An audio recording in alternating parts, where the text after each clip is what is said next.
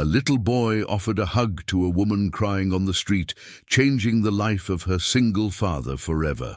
A story of overcoming, redemption, and love that will touch your heart. Subscribe to the channel, leave a like, and comment where you're watching from. The March sun beat down on the asphalt of Main Street like a cruel promise that life would go on, indifferent to the despair of those drowning in tears amidst the crowd.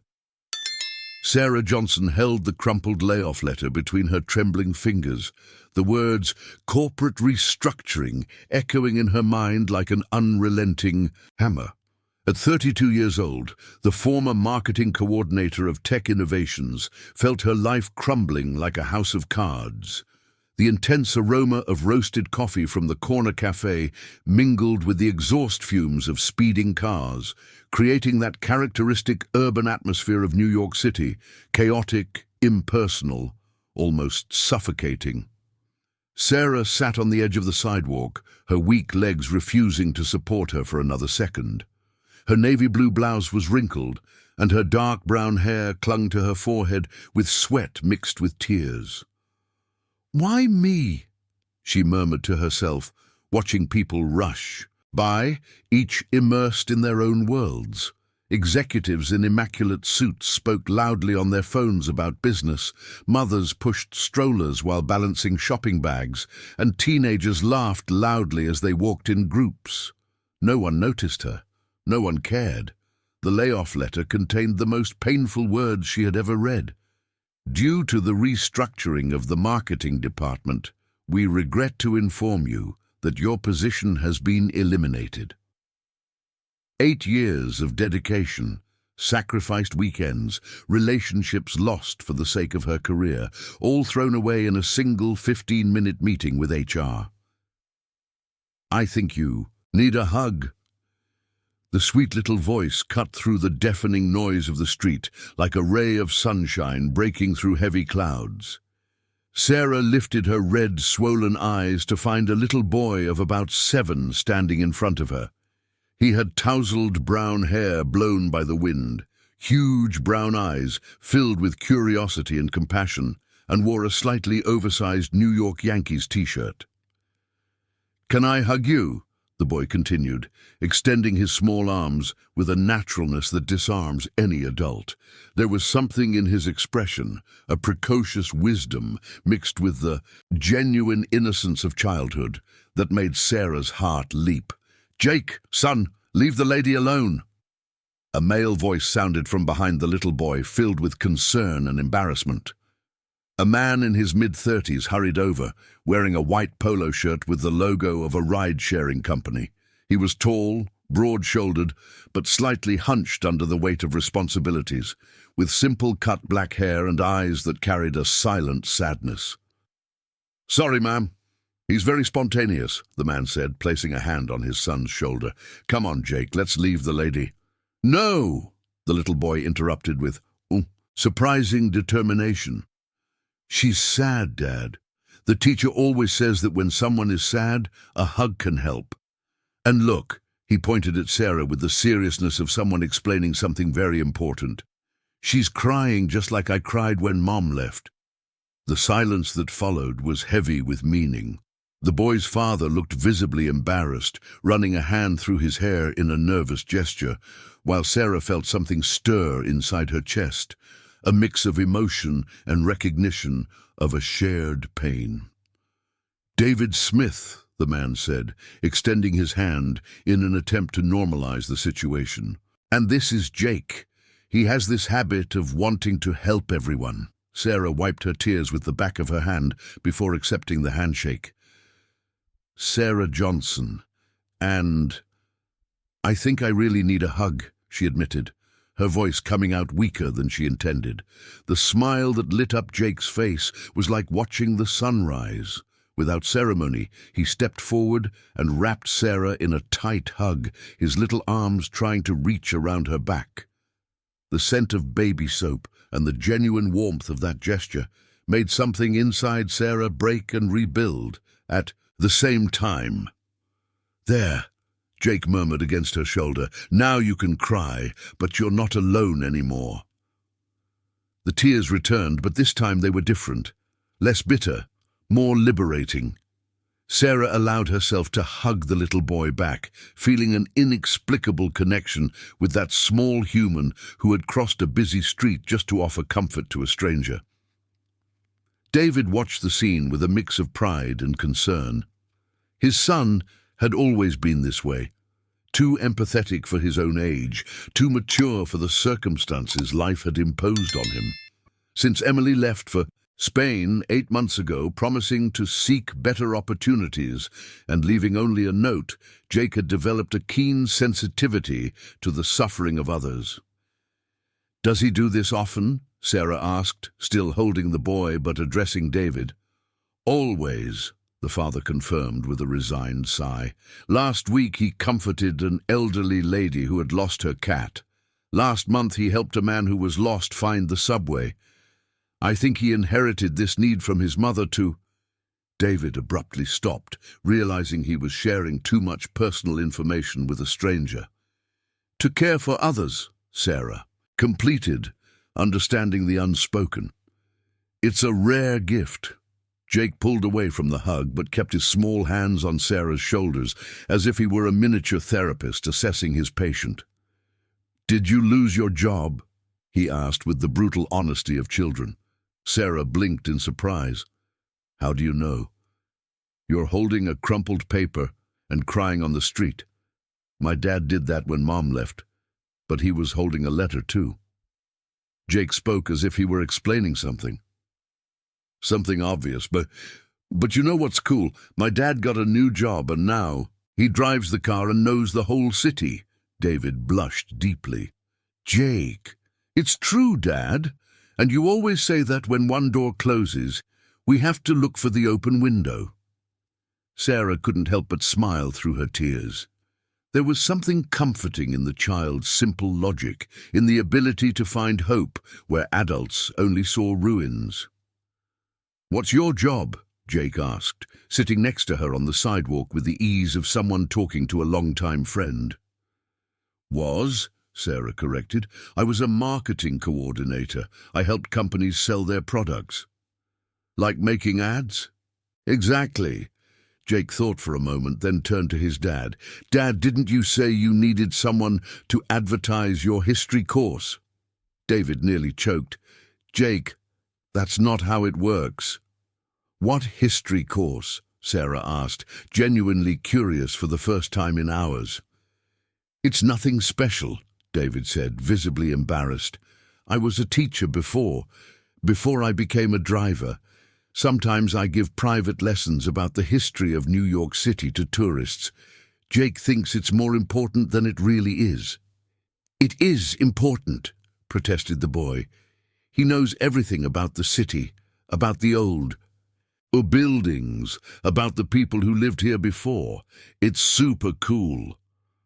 Sarah watched father and son, feeling something awaken inside her, a professional curiosity mixed with something more personal.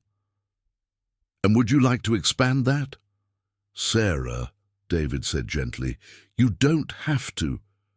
"I'm not offering out of pity," she interrupted, surprised by the firmness of her own voice.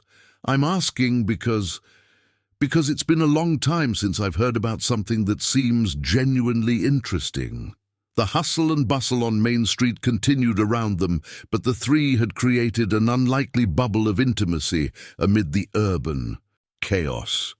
The sun began to tilt, painting the buildings in golden hues, and Sarah realized that, for the first time that day, she didn't feel completely lost. "You know what I think?" Jake said, getting up and shaking the dust off his shorts. "I think you two met today for a reason. My teacher always says there are no coincidences, only things we don't understand yet." Sarah and David exchanged a glance. He apologetic for his precocious son, she genuinely amused. There was something about that child, about that moment, that made the impossible seem possible. "Jake is right about a thing," Sarah said, standing up as well and smoothing her skirt. "Today was really special. It's been a while since anyone offered me a free hug." "It wasn't free," Jake corrected seriously. "It was because you needed it. It's different." And as the three walked together to the nearest bus stop, Sarah carrying the resignation letter that now felt less like a death sentence and more like a redirect, she couldn't imagine that the spontaneous hug from a 7-year-old boy would be the first step of a journey that would completely transform her definitions of family, love, and belonging. The bus for Jake and David arrived first. Before boarding, the boy turned one last time to Sarah. "I hope to see you again," he said, "and next time I want you to be smiling." As the bus pulled away, Sarah waved through the foggy window, seeing Jake's little face pressed against the glass. A strange feeling that her life had just taken a completely unexpected turn enveloped her, mixed with the first spark of hope she had felt in months. 3 weeks after the encounter on Main Street, Sarah woke up at 5:30 in the morning with that familiar feeling of tightness in her chest.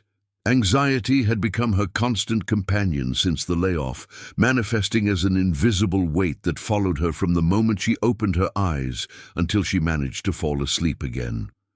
Her one-bedroom apartment in Brooklyn, which had once been her refuge after exhausting workdays, now felt like an elegant prison where every object reminded her of achievements she no longer possessed.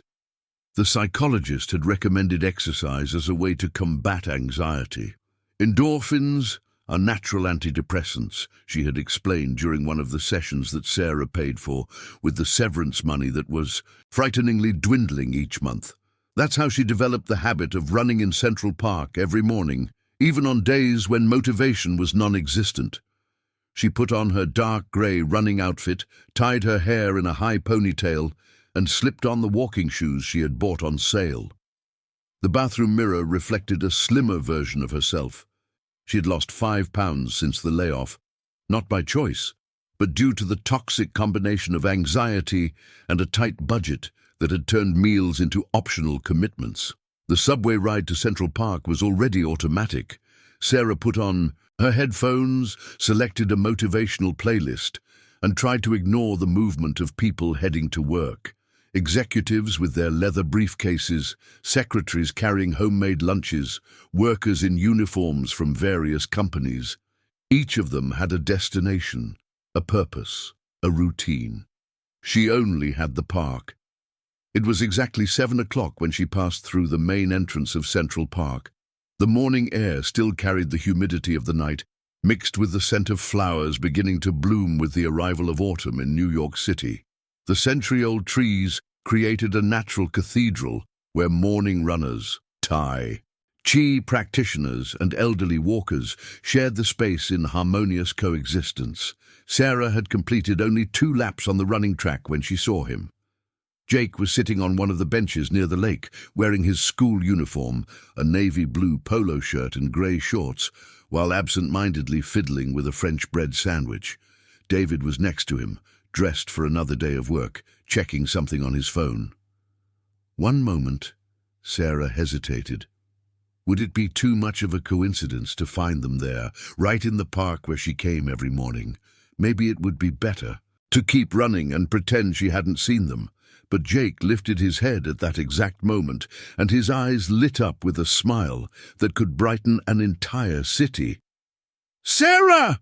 he shouted, getting up from the bench so quickly that he dropped half of his sandwich on the ground. "Dad, it's Sarah, the lady who gives hugs." David looked up from his phone, and a genuine look of surprise crossed his face. He had a scruffy beard that made him look older, and there were dark circles under his eyes that suggested sleepless nights. "What a coincidence," Sarah said, stopping her run and pulling out her earbuds. "Do you guys come here often?" "Every day before school," Jake explained, running toward her. "Dad stops here for me to have breakfast because we always forget to buy stuff at home. Then he takes me to school and goes to work," David approached with a slightly embarrassed expression. "The truth is, the morning routine isn't my strong suit. There's a bakery that opens early here. Jake likes to watch the ducks, and it's on the way to his school." "And do you run here every day?" Jake asked, examining Sarah's workout gear with curiosity. "Lately, yes. I found out it's good for Sarah paused, searching for an appropriate explanation for a child. To clear my head. Like when we're worried about something? Jake asked with that uncanny insight. Exactly. My dad gets worried sometimes. I hear him talking to himself in his room when he thinks I'm asleep. Jake, David scolded, blushing to the roots of his hair. It's true. You talk about bills, about Mom, about the car that's making a weird noise. Jake listed the items on his small fingers as if reciting a shopping list. Sarah felt a pang of identification. Her self-talk had become frequent since she lost her job. It was easier to discuss job search strategies with the bathroom mirror than to face the absolute silence of her apartment. Want to sit for a bit? David offered, pointing to the bench. You just finished running. You must be tired. Actually, I just started, Sarah admitted, but I can take a break. They sat on the bench, Jake automatically positioning himself between the two adults like a natural bridge.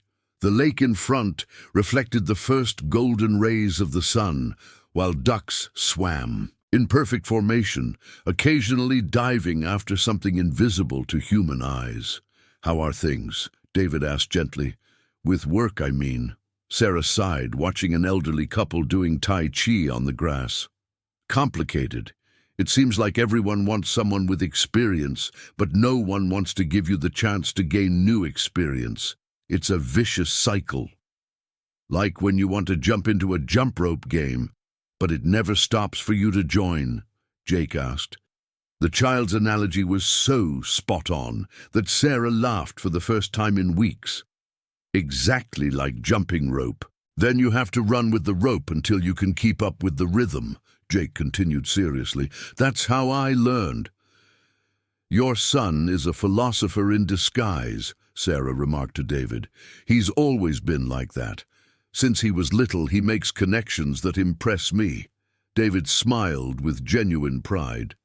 Sometimes I think he understands the world better than I do. And how are things with you? Sarah asked, trying to return the kindness of the question. Dad's sad because Mum doesn't call anymore, Jake said before David could respond. She promised she would call every Sunday, but it's been 3 weeks. The silence that followed was heavy. David closed his eyes for a moment, as if gathering strength to deal with his son's brutal honesty. Emily, his mother, is adjusting to her new life in Spain, David explained carefully.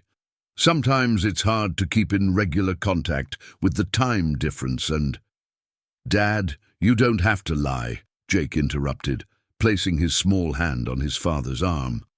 I know she doesn't call because she doesn't want to. It's not because of the time. Sarah felt her heart tighten. There was something devastatingly mature in Jake's resignation, in the way he comforted his father instead of the other way around. And you? She asked Jake. How do you feel about that? Jake became thoughtful, kicking a pebble with his foot. At first I was mad. Then I got sad. Now I just accept it. The teacher at school said sometimes people make choices that hurt others, but that doesn't mean we aren't important. Your teacher is very wise, Sarah said. Yeah. She also said that family isn't just who you're born with. It's who chooses to stay together. Jake looked directly at Sarah when he said that. That's why I liked you. You stayed. Jake's words echoed in Sarah's chest like church bells. There was something about the simplicity of the child's observation that cut through all her insecurities and fears about interpersonal connections. Jake, David said gently. Sarah has her own life, her own problems to solve. I know, Jake said, but she can solve them with us, right? Like a team. Sarah looked between father and son, feeling something stir within her. In recent months, she had progressively isolated herself, declining invitations from friends, avoiding family gatherings, building walls to protect her wounded pride. But here was a child offering the opposite, inclusion without conditions, belonging without judgments. Actually, Sarah said slowly, I would love to have a team. The smile that lit up Jake's face was like watching fireworks in slow motion. Really? Really? Then can you come have breakfast with us tomorrow? Sarah looked at David, who... She waved discreetly. Sure. What time do you usually arrive? 7:30, David said, but only if it doesn't disrupt your running routine. I can run later, Sarah replied, or maybe you two want to walk with me. Dad doesn't like to exercise, Jake revealed. He says he gets enough exercise getting in and out of the car all day. Traitor, David murmured, but he was smiling. An alarm went off on David's phone. Time for school, he announced, getting up and reaching for Jake's hand. Tomorrow then? Jake asked, taking his father's hand but looking hopefully at Sarah. Tomorrow, she confirmed. As she watched them walk toward the park exit, Jake occasionally turning to wave, Sarah felt something she hadn't experienced in months. Anticipation. Not the anxious anticipation that accompanied her job interviews, but a genuine and warm expectation. She started running again, but now with a different rhythm. Her steps felt lighter, her breathing more regular. The park, which had previously been just a place to burn off anxiety, had transformed into something new, a meeting point, a place of connection. When she got home an hour later, sweaty and energized, Sarah did something she hadn't done in weeks. She called her best friend, Jessica. Sarah, what a miracle! I thought you had blocked me. Sorry for disappearing, Sarah said, opening the fridge and realizing she would need to go grocery shopping if she was going to have breakfast with Jake and David the next morning. I was processing things. And how are you? Sarah paused, searching for an honest answer. I think I'm starting to feel okay. And for the first time in months, she truly believed it. By late afternoon, while organizing her apartment and making a basic shopping list, Sarah noticed she was humming. A song she hadn't heard since her teenage years had come back to her mind out of nowhere. Maybe Jake was right. Maybe there were no coincidences, just things we don't understand yet. And maybe, just maybe, that unexpected meeting in the park was the beginning of something she didn't even know she was looking for. February arrived in New York City with that characteristic sticky heat of summer, turning the city into a pressure cooker where 3 million people coexisted with temperatures nearing 95 degrees. Sarah had established a comforting routine, meeting Jake and David at Central Park every morning at 7:30, sharing a simple breakfast at the park's cafe, then running alone while they went off to school and work. In those 2 weeks of morning companionship, Sarah discovered surprising layers about father and son. David had a genuine passion for history, especially about New York City, and often turned the trip to school into an impromptu lesson about the neighborhoods they passed through. Jake absorbed every piece of information like a sponge, asking questions that sometimes left his own father stumped. Dad, why are old buildings more beautiful than new ones? Jake had asked one morning, observing the historic buildings during a last-minute run that David had agreed to. Because back then, people had more time to do things with care, David replied, unaware that this answer would echo in Sarah's mind for days. It was a Saturday during the street carnival when Sarah decided to leave home without a specific destination. The apartment felt smaller on weekends when she didn't have the routine of meeting her new friends or job hunting to structure her day. She put on a light floral dress, slipped on flat sandals, and decided to get lost in the crowd of street parties. Fifth Avenue was unrecognizable. Where cars and hurried executives usually flowed, there was now a colorful mass of revelers in costumes, entire families carrying coolers, street vendors offering cold water and beer, and the infectious sound of carnival music transforming New York, city's most important avenue, into a massive public celebration. Sarah bought a cold water from a vendor carrying a cooler bigger than himself and positioned herself near the open space of the Museum of Modern Art, observing the movement.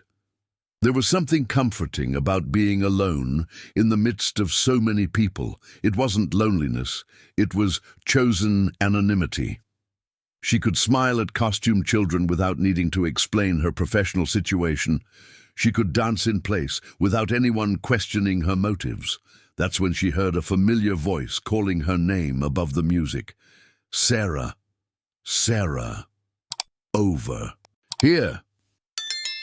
Jake was about 20 meters away, dressed in a homemade superhero costume. A red t-shirt with a hand-drawn S, an improvised cape made from a blue sheet tied around his neck, and an enthusiasm that did justice to the character. Beside him, David carried a large backpack and wore a simple t-shirt with a carnival mask hanging around his neck. "What an incredible coincidence," Jake said, running toward her with the cape fluttering in the warm wind. "We came to see the kids' parade and you showed up. It's magic." "It's not magic, it's New York," David corrected, catching up to his son. "On carnival days, the whole city turns into a village." He smiled at Sarah with that characteristic shyness. "Good to see you here." Sarah felt a wave of warmth that had nothing to do with the ambient temperature. There was something about unexpectedly meeting loved ones that made her heart race in a completely different way than scheduled encounters. "Are you going to watch the kids' parade?" she asked. "Participate," Jake corrected proudly. "I practiced the school song. Want to come with us?" Sarah looked at David, searching for signs that she would be welcome. "If it's not a bother." "That would be great," David said, and there was a sincerity in his voice that made Sarah smile. Jake was a little nervous about going alone. "I'm not nervous," Jake protested. "I just wanted someone to see me singing." And there it was again, that brutal honesty of children that cut through everything. Jake wanted an audience. He wanted to feel important. He wanted to share his joy with people who cared about him. "Then I will be your official cheerleader," declared Sarah, making Jake practically burst with joy. The children's parade was a miniature version of the adult carnival. Kids aged 3 to 12 paraded in costumes, while parents formed a human barrier protecting them from the larger crowd. There were little pirates, princesses with crooked crowns, homemade superheroes, and giant stuffed animals swaying under the strong sun. Jake found his place in the small, organized crowd and waved to Sarah and David before joining the children's chorus. When they started singing, "I Think It Chirped," his voice stood out not for its pitch, which was questionable, but for the passion with which he shouted each word. "He's having fun," observed Sarah, recording a few seconds on her phone. "He is. I'm glad to see him like this," said David, but there was a melancholy in his voice that Sarah couldn't ignore. "But?"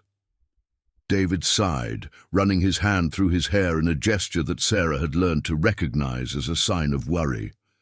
"It's the first carnival without Emily. Last year, she organized an elaborate costume, participated in his school parade, did all that celebration that mothers do." Sarah watched Jake singing with his arms raised, completely absorbed in the music. "And do you think he misses that?" "I don't know. He doesn't talk about his mom as much as before. Sometimes I wonder if that's good, or if he's keeping everything inside." "David," Sarah said gently, "look at him. Look how happy he is." David followed her gaze and saw Jake doing improvised choreography, interacting with other kids, simply being a 7-year-old having fun at a public festival. "Maybe," Sarah continued, "he's happy because you're here, because you cared enough to bring him, to participate in his costume, to let him be a kid." "You think?" "I think you're underestimating how important you are to him." The music ended, and Jake came running toward them, sweaty and radiant. Did you see me singing?" "We did. You were amazing," said Sarah, crouching down to be at his level. Dad recorded everything, added David, showing his phone. And now we're going to eat corn pudding, announced Jake. There are a bunch of stalls over there. We can sit in the shade and eat corn pudding and drink root beer. It was a simple plan, but Jake's excitement turned the proposal into an epic adventure. They found a stall selling sweet and savory corn pudding, bought 3 servings and 3 cold root beers, and settled into a shady spot formed by 2 trees near the museum's open area. "Sarah," said Jake, carefully unwrapping his corn pudding, "did you ever go to a party like this when you were a kid?" "I did. My parents took me to the street carnival when I was little. I loved it." "And where are they now?" "In Springfield. My dad works at a sugar factory, and my mom is a retired teacher." "Do you miss them?" The question came with that innocent curiosity of children, but Sarah noticed David paying special attention to her answer. "I do," she admitted. "But adulthood is kind of complicated. Sometimes we drift away from the people we love without realizing it." "Why?" "Because we get so busy trying to build a new life that we forget to take care of the things we already had." Jake chewed thoughtfully. "Like when I get so focused on playing video games that I forget to feed my fish." "Exactly like that." "And what happened to the fish?" Sarah laughed. "That analogy went too far." "But it's true," insisted Jake. "Once I forgot to feed Nemo for 3 days and he almost died. Then I learned that even when we're having fun with new things, we have to take care of the important stuff." David and Sarah exchanged a glance over Jake's head. There was something about the accidental wisdom of children that had the power to reorganize adult perspectives in a devastatingly simple way. "Jake is right," said David. "Sometimes we get lost trying to build the future and forget to take care of the present." "Yeah," agreed Sarah, feeling the weight of the observation. "I think I've spent the last few years of my life so focused on building a career that I forgot to build other things." "Like friends?" asked Jake. "Like friends, like family, like moments like this." Jake finished his corn pudding and leaned back against the tree, satisfied. "Well, now you have us, and we're not going to let you forget to take care of the important things." The statement was made with the casualness of someone commenting on the weather, but it hit Sarah like a punch in the stomach, in the best possible way. There was something about being included so easily, so genuinely in their lives that made her eyes fill with tears. "Hey," said David softly, noticing her emotion. "Are you okay?" "It's just that it's been a long time since anyone included me in something like this," admitted Sarah. "It's been a long time since someone wanted me around just because, yes." "Of course we want you around," said Jake, as if it were the most obvious thing in the world. "You're our friend." "Friend," repeated Sarah, trying out the word. "I haven't felt like a friend to anyone in a long time." "Well, now you are," said David. "Officially." The rest of the afternoon passed in a surreal speed. They watched 2 more children's parades, ate cotton candy that got stuck in everyone's hair, took pictures in borrowed costumes from other revelers, and discovered they had the same questionable taste in old carnival songs. When the sun began to dip and the crowd started to disperse, the 3 walked slowly toward the subway. Jake was visibly tired but still energized by the experience. "This was the best carnival of my life," he declared, holding his dad's hand in one hand and Sarah was on the other side. "Why?" David asked. "Because you both were with me. And because now I know that family isn't just who lives in the same house, it's who chooses to spend special days together."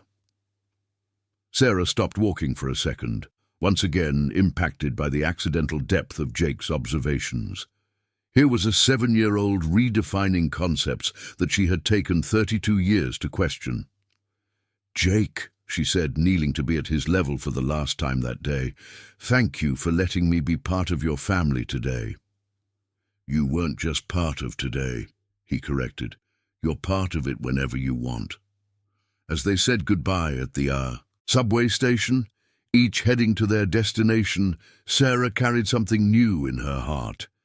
It wasn't just the joy of a day well spent, it was the feeling of belonging, of being loved unconditionally, of having found people who saw her for who she was, not for what she had lost.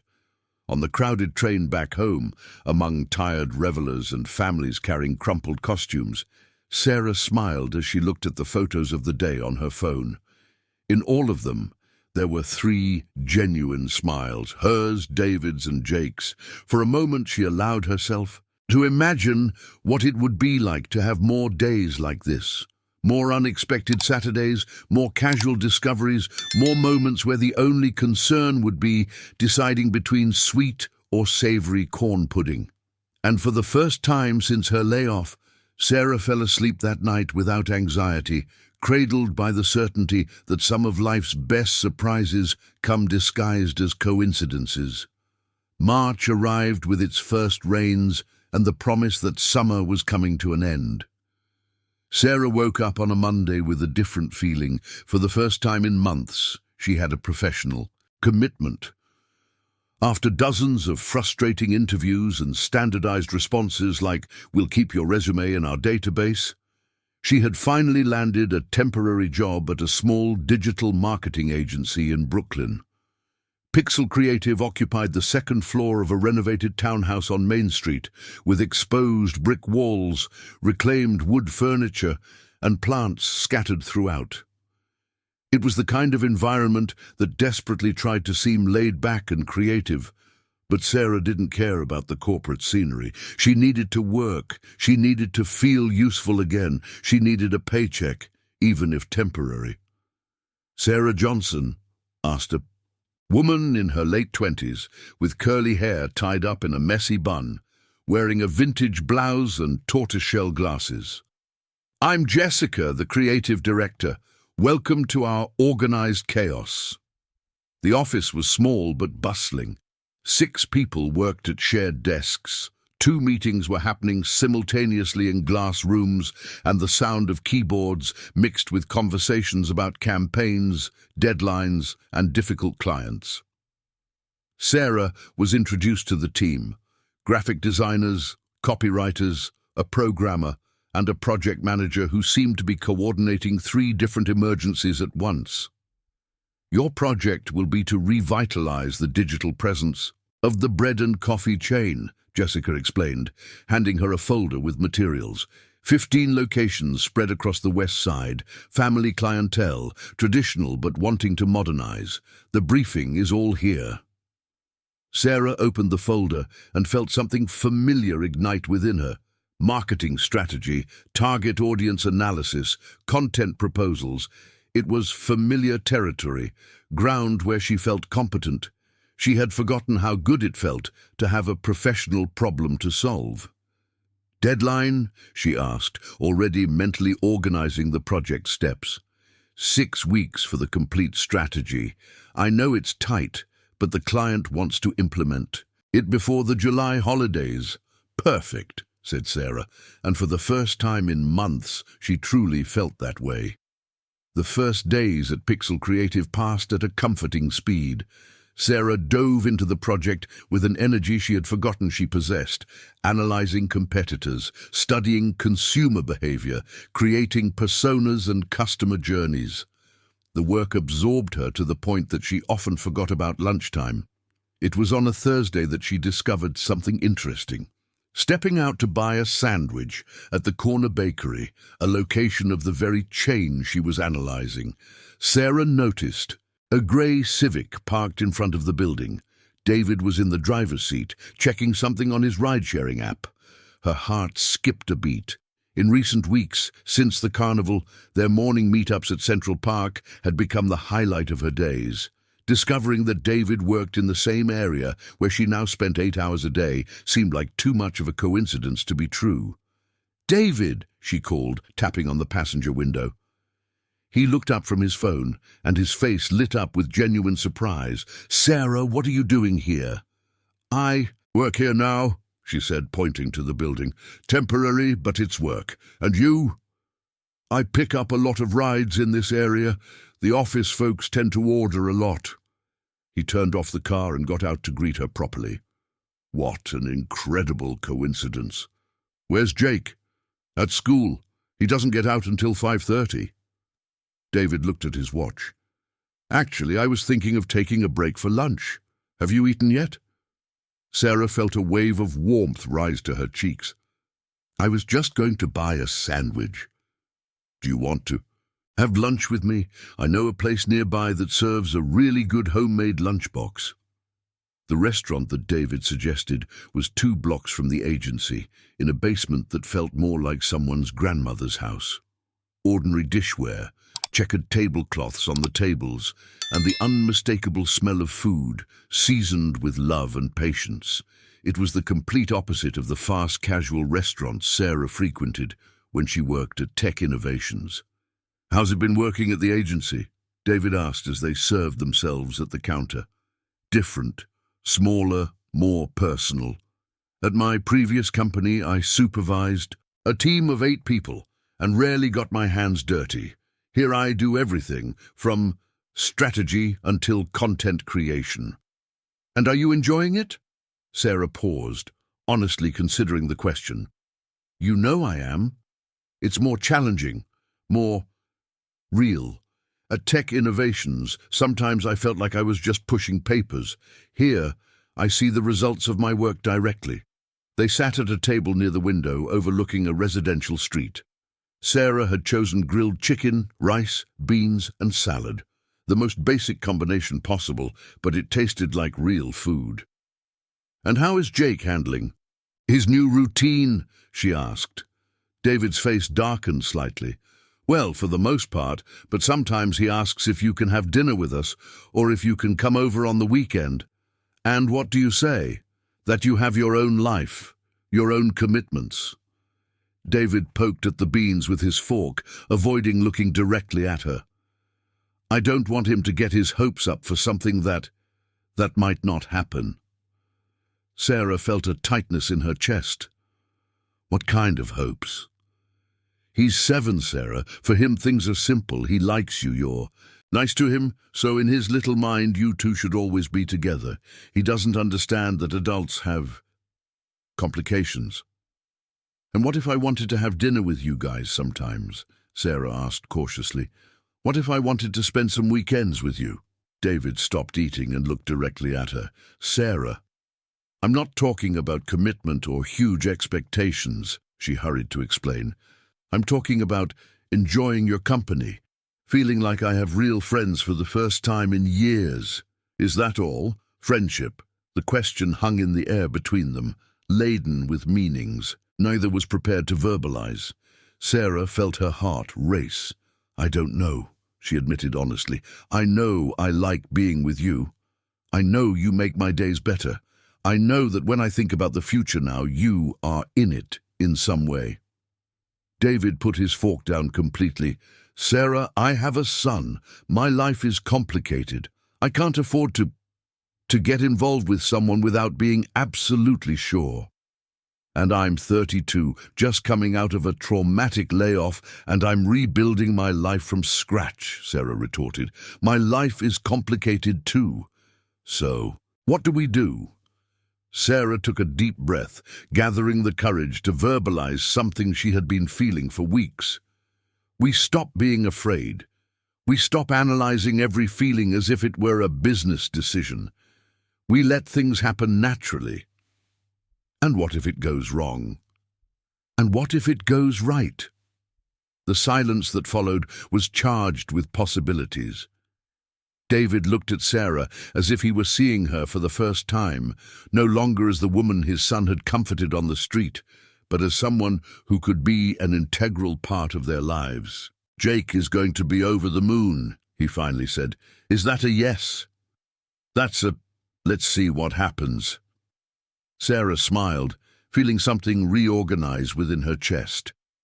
It wasn't exactly relief, but a sensation that she had finally stopped fighting against something she wanted to happen. "Can I ask you a question?" she said. "Sure. How do you explain the history of New York City to tourists? I mean, how do you make it interesting for people who don't live here?" David blinked, surprised by the change of subject. Why do you want to know? Because I'm working with a network of traditional bakeries, and I'm thinking about how to connect tradition with innovation. Maybe you have some ideas. David's face lit up in a way Sarah had never seen before. It was like watching someone talk about their secret passion. Well, he began, leaning forward, New York City doesn't have the obvious postcards like Paris or London. The history here is in the details, in the corners, in the transformations. For 40 minutes, David spoke about the city with a passion that turned historical facts into engaging narratives. Sarah asked questions, took mental notes, and noticed how he became a different version of himself when talking about something he truly loved. Have you ever thought about doing this professionally? She asked when he paused to catch his breath. Doing what? Historical tours, lectures, educational content. David, you have a gift for this. It's just a hobby. No, it's not. It's a passion, and there's a market for it.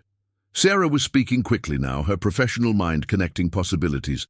Experiential tourism is on the rise. People want stories, not just landmarks. David looked at her with a mix of hope and skepticism. Sarah, I'm a rideshare driver. You're a history teacher who is temporarily driving. It's been 4 years. And so, your qualifications haven't expired.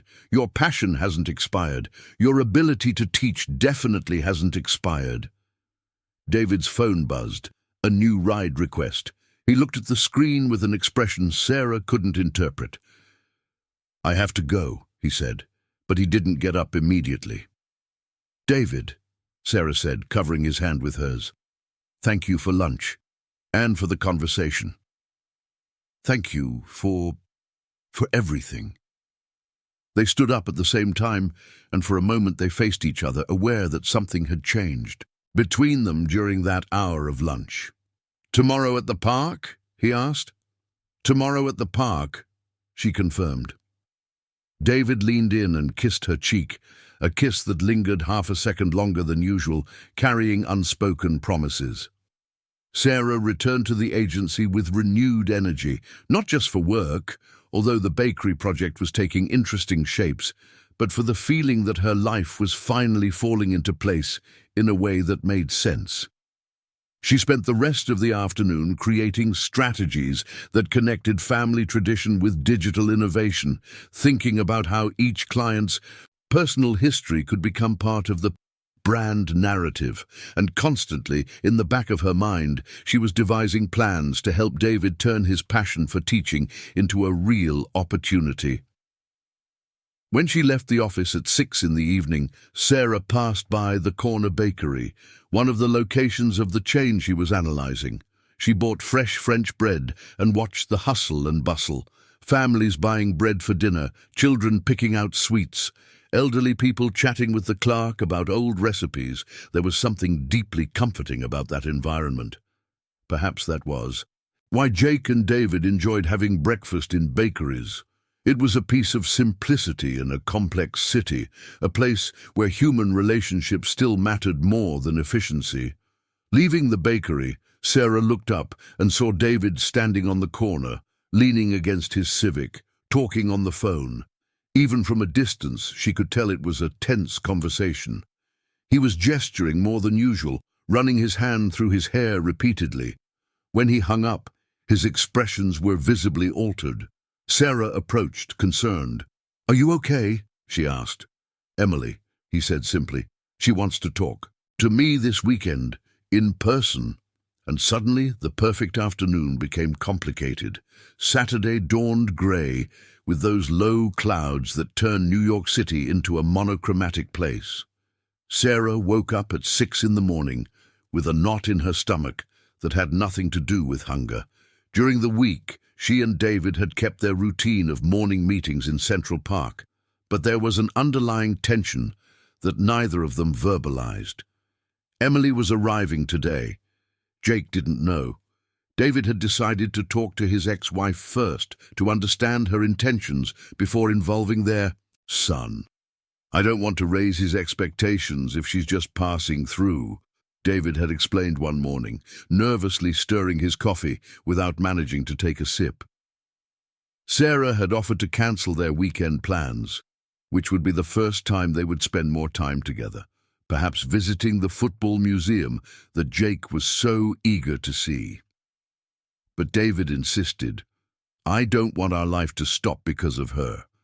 And I need to know that I have something good to return to after this conversation. At 3 in the afternoon, Sarah was in David's apartment. For the first time, it was a simple 2-bedroom place in Formosa, decorated with a mix of inherited and clearance sale furniture, but clean and organized with the care of someone who had turned a house into a home despite the circumstances.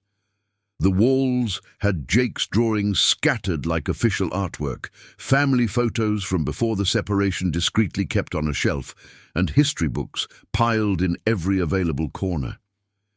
Jake was ecstatic about Sarah's presence in his territory. He was eager to show every corner of the apartment, from his room filled with militarily organized toys to the kitchen where he kept his favorite cereals on a shelf he could barely reach. "Sarah, look!" he said, dragging her to the living room window. "You can see the school from here, and that's where I buy popsicles when Dad lets me." David watched their interaction with a mix of joy and apprehension. Sarah crouched down to Jake's level, asking genuine questions about his childhood treasures, laughing at the nonsensical jokes that only 7-year-olds can create. There was a naturalness between them that couldn't be faked. "Dad said we're going to the football museum," Jake continued. "Do you like football?" "I do." Sarah lied diplomatically. "And what team do you support?" "New York Yankees, just like Dad. Mom used to support the Mets, but she doesn't live here anymore." The casual mention of his mother made David and Sarah exchange a loaded glance. Jake spoke about Emily with the casualness of someone commenting on the weather, but David knew that tranquility would be shaken in the coming hours. "Jake," David said, sitting on the sofa and calling his son over, "come here, I need to talk to you." The boy approached with that total attention that children give when they realize the subject is serious. "Mom called. She's in New York City and wants to talk to me today." Jake blinked a few times, processing the information. "Is she coming home?" "I don't know, buddy. She just said she wants to talk." "And will she see me?" "If you want, maybe tomorrow." Jake was quiet for a time that felt eternal. Then he looked at Sarah. "Are you going to leave when she gets here?" The question was innocent, but it carried so much weight that Sarah felt her chest tighten. "Only if you want me to go." "I don't want you to." "Then I'll stay." David left at 4:30 to meet Emily at a cafe in Brooklyn, neutral ground, far from any place that carried family memories. Before leaving, he kissed Jake's forehead and held Sarah's hand for a moment. "Thank you," he murmured, "for staying." "No need to thank me." The next 2 hours passed slowly. Sarah and Jake watched cartoons, made popcorn in the microwave, and played a board game that involved much more luck than strategy.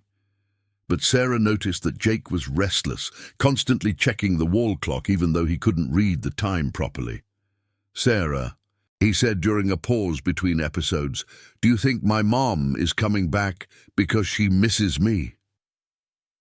The question was an emotional trap. Sarah didn't know anything about Emily's motivations, didn't know the full story, didn't have the right to create expectations or fears in a child. "I think," she said carefully, "that any mother would miss a special boy like you. But if she missed me, why didn't she call?" Sometimes adults get confused. Sometimes we feel so many different emotions at the same time that we don't know how to deal with them. Jake chewed on that information along with the popcorn. "Like when I get mad and sad and miss someone all at once. Exactly like that." "Do you get confused sometimes?" "I do, especially lately." "Why? Why do you care about Dad?" Diego's insight sometimes startled Sarah. A little. But you like him, right? I do. And me? I like you too. Then there's no reason to be confused. We like you too. At 7 in the evening, David returned with an expression that Sarah couldn't interpret. It wasn't anger, it wasn't sadness, but something more complex, a mix of relief and concern. Diego ran to hug him. "Hey, Dad, what did Mom say?" David sat on the couch and pulled his son into his lap, signaling for Sarah to come closer too. "She said she misses you, and that she wants to see you tomorrow. Is she coming back?" David took a deep breath. "She wants to spend a few days in New York City. She got a good job in Spain and is thinking about taking you with her." The silence that followed was thick. Diego looked at his father, then at Sarah, then back at his father. "I don't want to go," he said simply. "Son, you don't even know yet." "I don't want to go," Diego repeated more firmly. "I want to stay here, with you, and with Sarah." Sarah felt something break inside her. The ease with which Diego included her in his most important decisions was both comforting and terrifying. "Diego," she said gently, "you haven't known me for that long." "I know you enough," he said with the stubbornness that only children possess. "You never left. Mom did." The observation was brutal in its simplicity. Emily had chosen to leave. Sarah had chosen to stay. For a 7-year-old, the equation was simple. "What else did she say?" Sarah asked David. "A lot." David rubbed his face with his hands. "She broke up with her boyfriend in Spain. She's alone there. She said she made a mistake leaving us." "Is she going to try to come back?" "I don't know. I think she doesn't know herself." Diego had settled between the two adults on the couch, as if he wanted to physically ensure they stayed united. "Is she coming here tomorrow?" he asked. "No. We're meeting at Central Park, neutral ground." "And can Sarah come too?" David looked at Sarah, who made a "only if you want" expression. "If she wants to," David said. "I want to," Sarah said, surprised by her own certainty. "Why?" David asked. "Because if this is going to affect you two, it's going to affect me too. And because maybe it's time to stop pretending we're just friends." Sunday dawned with strong sun and low humidity. One of those autumn days in New York City that feel like a gift from the skies. The three arrived at Central Park at 10 in the morning, but Emily was already there, sitting, on the same bench where Diego and David used to have breakfast. Sarah recognized her immediately, even without ever having seen a photo. There was an undeniable resemblance between her and Diego. The same expressive eyes, the same brown hair, the same propensity for animated gestures. Emily wore expensive but understated clothes, carried a designer handbag, and had that European tan that screamed, "I'm successful abroad." "Mommy!" Diego shouted, running toward her. Emily stood up and opened her arms, but Sarah noticed a microscopic hesitation before the hug, as if she needed to remember how to hug her own son. "My love," Emily said, her voice carrying a slightly Spanish accent. "How you've grown." David approached more slowly, with Sarah beside him. The tension in the air was palpable. "Emily," he greeted formally. "David." She kissed him on the cheek, then looked at Sarah with barely concealed curiosity. "And you are?" "Sarah," she said, extending her hand. "Family friend." Emily held her hand for a moment longer than necessary, clearly assessing her. "Oh," she said, with a smile that didn't reach her eyes. "The friend." The four sat on the bench, with Diego automatically positioning himself between his father, and Sarah leaving Emily slightly isolated on the other side. "So," Emily said, addressing Diego mainly, "tell Mommy how you're doing." "Great," Diego said enthusiastically. "I learned to ride my bike without training wheels. I'm doing really well in school, and Sarah teaches me marketing stuff." Emily looked surprised at Sarah. Marketing? It's a joke, Sarah explained quickly. He helps me with ideas for work. What work? Sarah works at an agency, David said. She's developing strategies for a bakery chain. Interesting, Emily said, but her tone suggested otherwise. The conversation continued tense for 20 minutes. Emily asked questions about Diego's routine, about school, about friends, but there was something performative in her reactions, as if she were playing the role of an interested mother instead of genuinely reconnecting with her son. Diego, Emily finally said, Mommy has a proposal for you. The boy looked at her with total attention. How about coming to live with me in Spain? There are beautiful beaches, very good schools, and you would learn Spanish. Diego was quiet for a moment that felt eternal. And Dad? He asked. Dad? Well, Dad has his life here. And Sarah? Emily looked at Sarah with an expression that made it clear she hadn't considered that variable. Sarah also has her life here, Emily said. Diego shook his head. Then I don't want to go. My love, you haven't thought it through. I don't need to think. I want to stay with Dad and with Sarah. The simplicity of the answer left Emily visibly frustrated. David, can you explain to him that this is an incredible opportunity? Emily, David said calmly, he's already given his answer. He's 7. He can't make this decision alone. No, David agreed, but I can, and I won't force my son to move to another country against his will. Emily's face turned red. Our son, David. He is our son. So where have you been for the last 8 months? The question hung in the air like a bomb about to explode. Sarah felt like an intruder in a conversation that wasn't hers, but Jake held her hand tightly, as if wanting to ensure she wouldn't leave.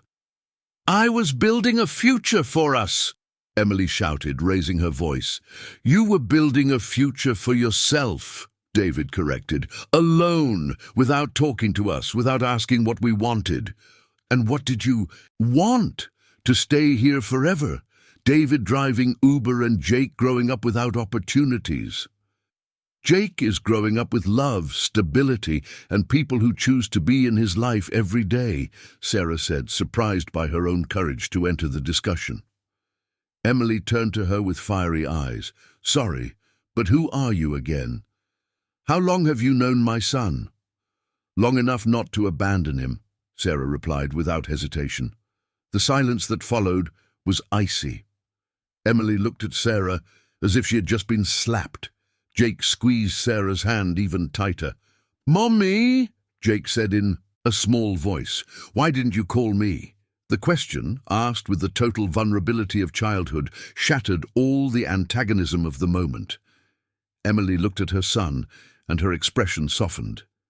Because it was very hard, my love.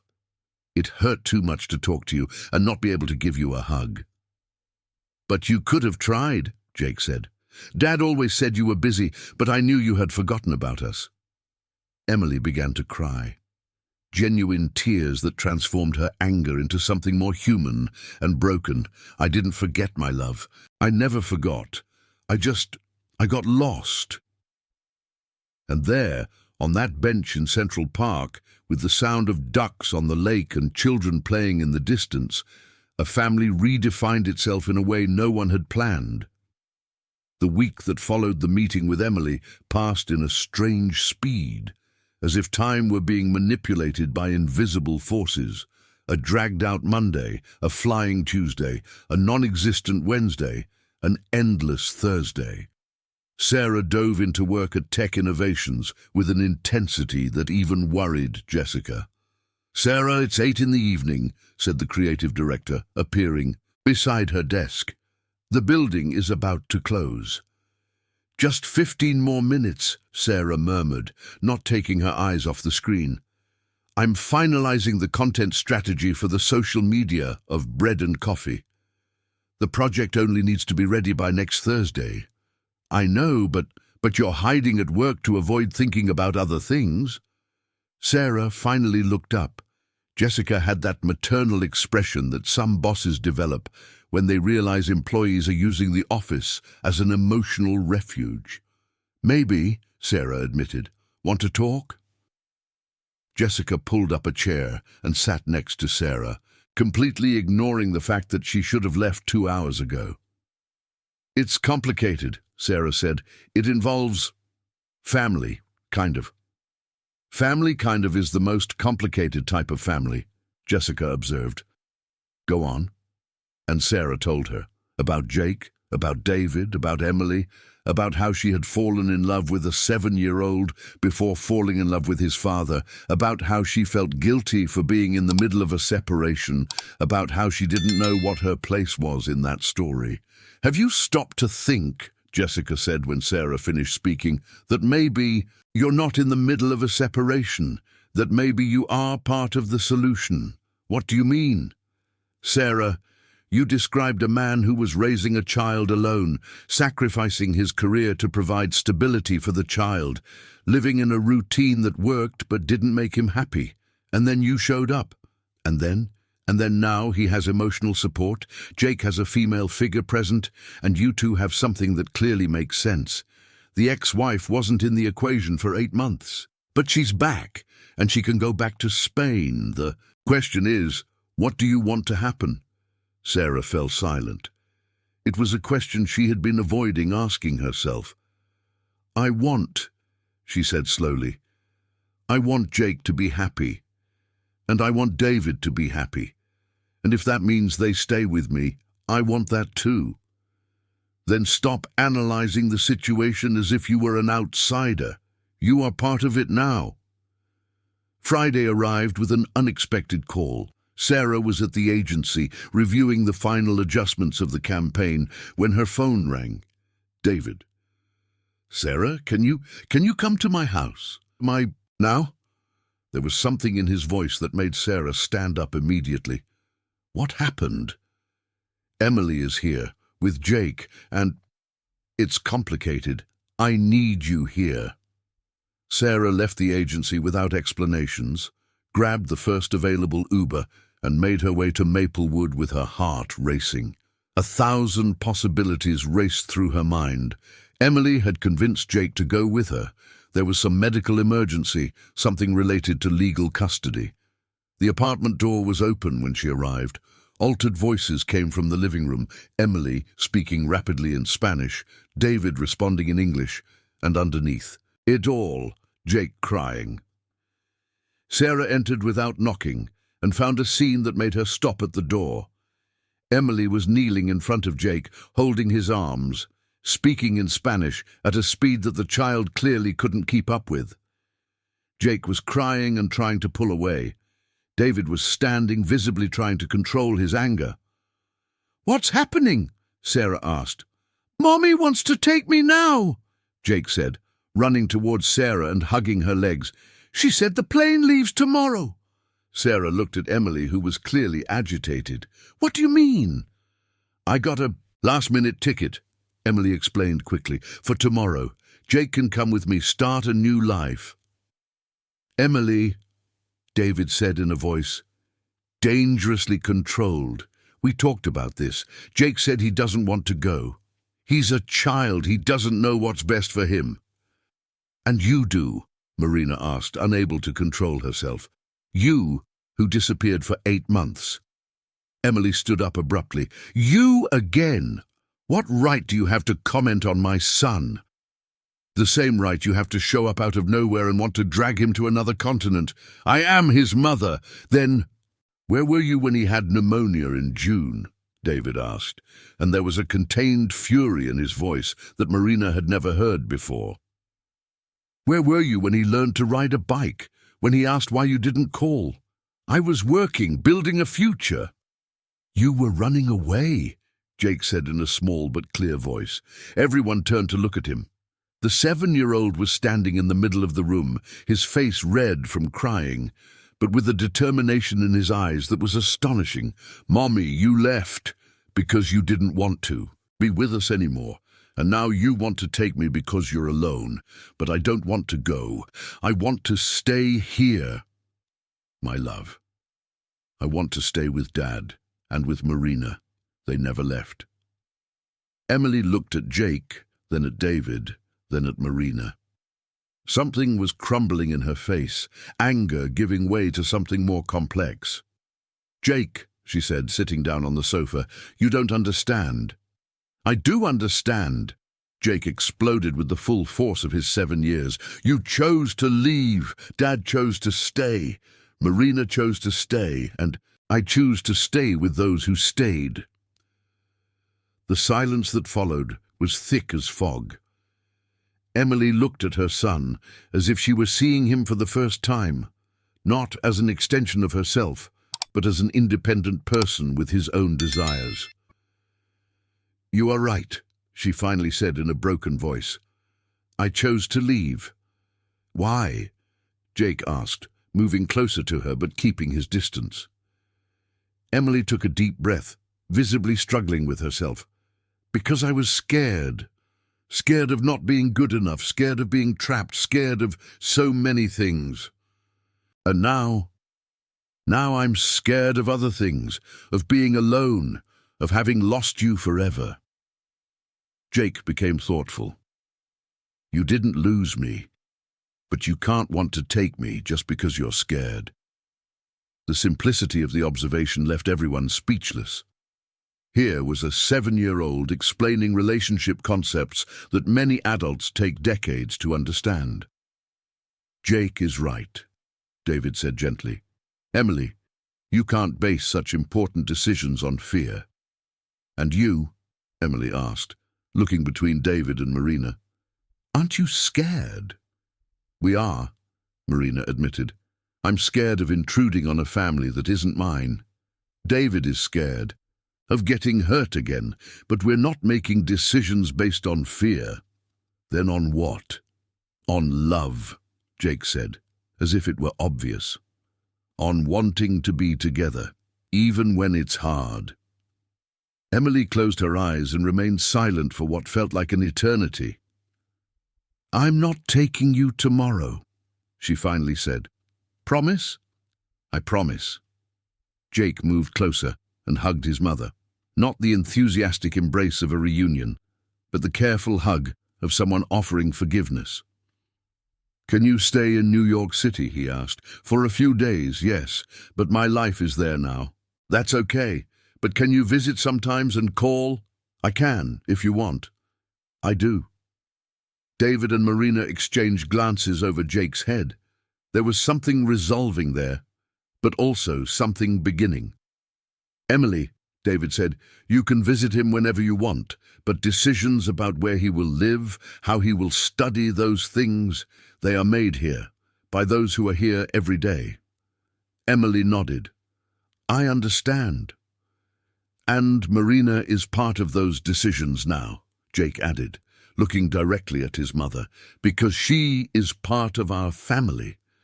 Marina felt something stir in her chest. A mix of joy and terror at being officially included in a family by a 7-year-old. "That's fine," Emily said, looking at Marina. "But I want to get to know her better. If she is going to be part of my son's life, I need to know who she is." And that was how Marina found herself invited to dinner with the ex-wife of the man she was falling for, in a situation that no relationship manual had ever covered. The dinner took place at a family pizzeria in Maplewood, chosen by Jake because it had the best pepperoni pizza in the world, a claim that none of the adults dared to contest. For 2 hours, Emily interrogated Marina with the subtlety of a police interrogation disguised as casual conversation. Academic background, professional history, future plans, past relationships, intentions with David, intentions with Jake. "Do you want to have kids?" Emily asked when they were already on dessert. "I never thought much about it," Marina admitted. "I was very focused on my career." "And now?" Marina looked at Jake, who was trying to build a tower with the pizzeria's toothpicks, completely absorbed in the task. Now I think I already do, she said. The answer surprised even her, but when she said it, she realized it was true. At some point in the last few weeks, Jake had stopped being David's son to become an integral part of her life, her happiness, her future plans. Emily remained quiet, watching Marina observe Jake. "You really like him," she said.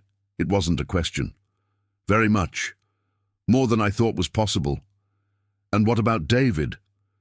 Marina looked at David, who was helping Jake balance the toothpick tower. "Also, enough to stay even when it's hard, especially when it's hard." Emily nodded slowly. Okay, I accept." At the end of the night, when they said goodbye at the door of the pizzeria, Emily hugged Marina for the first time. "Take care. Take care of them," she whispered, "and let them take care of you too." "I will take care," Sarah promised. And for the first time since Emily had returned, Sarah believed that everything would be all right. April arrived with a mild climate, and the silent promise that the autumn transformations reflected much deeper changes in Sarah's life. Emily had returned to Madrid 3 days after the dinner at the pizzeria, but she left behind a completely different atmosphere, no longer the tension of an impending threat, but the strange peace of an unspoken agreement. She would be a mother from a distance, present, but not invasive. It was a Monday when Sarah received the call that would change everything again. "Sarah Johnson, this is Robert Mendez, managing partner of Roberts & Partners Communication." Sarah almost spilled her coffee on the table. Roberts & Partners was one of the largest marketing agencies in New York City, the kind of company she had dreamed of working for.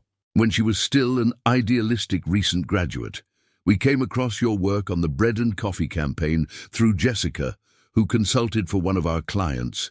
We would like to talk to you about an opportunity." "What kind of opportunity?" "Marketing coordination for the Royal Group account, a hotel chain, 15 hotels across the country with a marketing budget in the millions annually." Sarah felt the world spin. It was exactly the kind of position she had before being laid off, only at a larger company with a budget that tripled anything she had ever managed. "When would you like to talk?" "This afternoon, if possible. We know you are on a temporary project, but our need is urgent." Sarah hung up the phone with trembling hands. It was the opportunity she had been waiting for, not just a job, but a chance to rebuild her career at an even higher level. There was just one problem. Roberts & Partners was located in West Side, on the far west side of the city. This would mean 2 hours of daily traffic, a complete change of routine, and much less time for morning meetings in Central Park. "What's with that face?" Jessica asked, appearing with 2 cups of coffee. "I just got a job offer." "Wow, that was quick. From where?" When Sarah told her, Jessica whistled softly. "Roberts & Partners. Big league. Are you going to accept?" "I don't even know what they're offering." "Sarah, be honest with me. You're going to accept." The interview took place in a glass and steel office that looked more like a corporate spaceship. Robert Mendez was a man in his 50s, with perfectly styled grey hair, a suit that cost more than Sarah's monthly salary at Pixel Creative. Next to him, an elegant woman introduced herself as Carla Vieira, the HR director.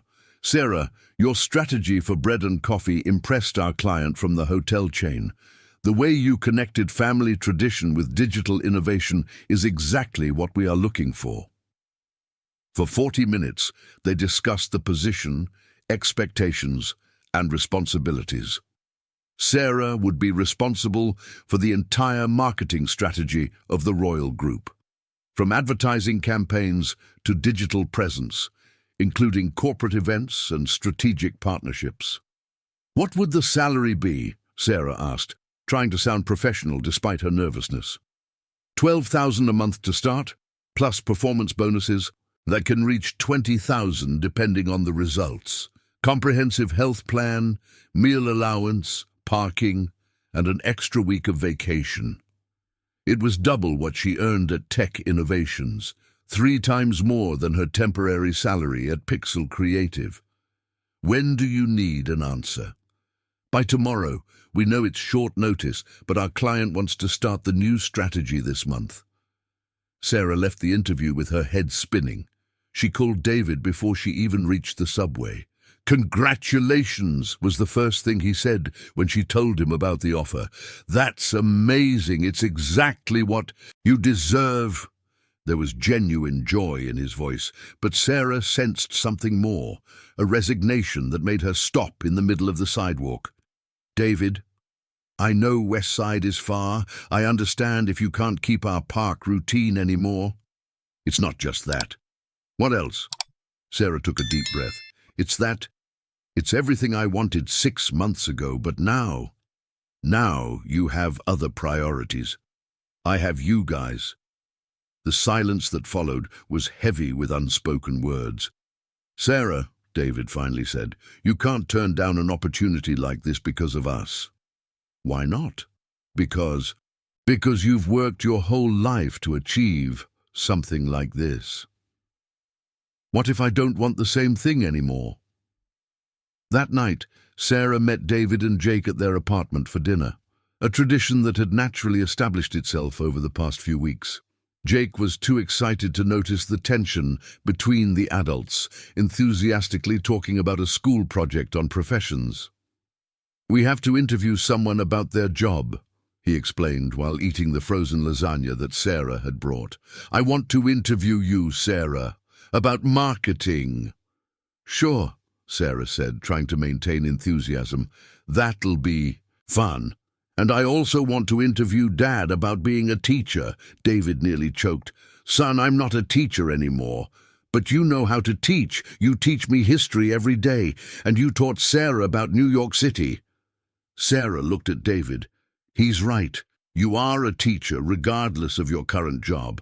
"Sarah, no, David. You are a teacher. It's your passion. It's your calling. Why did you give up on that?" "Because I need to pay the bills. Because I need to take care of Jake. Because real life doesn't allow us to do only what we love." "What if it did?" Jake watched his dad and Sarah as if he were watching a tennis match, his head moving back and forth. "Are you guys fighting?" he asked. "No," Sarah said. "We're talking about dreams." "What kind of dreams?" "About what we really want to do with our lives," David explained. Jake chewed thoughtfully. "I know what I want." "What?" "I want you to be happy, and I want us to continue being family." The simplicity of the response cut through all the complexity of the situation. Sarah felt her eyes fill with tears. "Jake," she said, "what if I have to work far from here? What if we can't see each other every day anymore?" Jake was quiet for a moment that felt eternal. "Then we'll see each other on the weekends and talk on the phone, like Mom does now." "But it wouldn't be the same." "Nothing is the same forever," Jake said with the haunting wisdom of children. "But that doesn't mean it's bad. It means it's different." After Jake went to bed, Sarah and David sat on the couch to discuss the job offer. There was a strange formality between them, as if they were negotiating a business deal instead of discussing the future of their unlikely family. "Sarah," David said, "I can't ask you to turn down this opportunity." "You're not asking. I'm offering." "Why?" "Because, for the first time in my life, I have something more important than my career." David looked at her with an expression that Sarah couldn't interpret. "You don't know me long enough to make a decision like this." "David, I know how I feel. And how do you feel?" Sarah took a deep breath, gathering the courage to verbalize something that had been growing inside her for weeks. "I feel like I've found my family. I feel like you all are where I belong. I feel like I'd rather earn less money and have more life than earn more money and lose you." "Sarah, let me finish. I spent 10 years building a career that crumbled in 15 minutes, but in 2 months with you, I built something that feels unbreakable."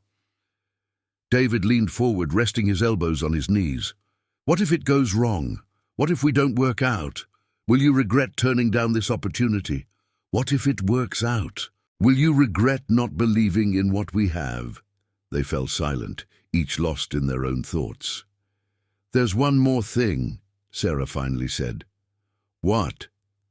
"I've been thinking about what you said, about your historical tours, about teaching."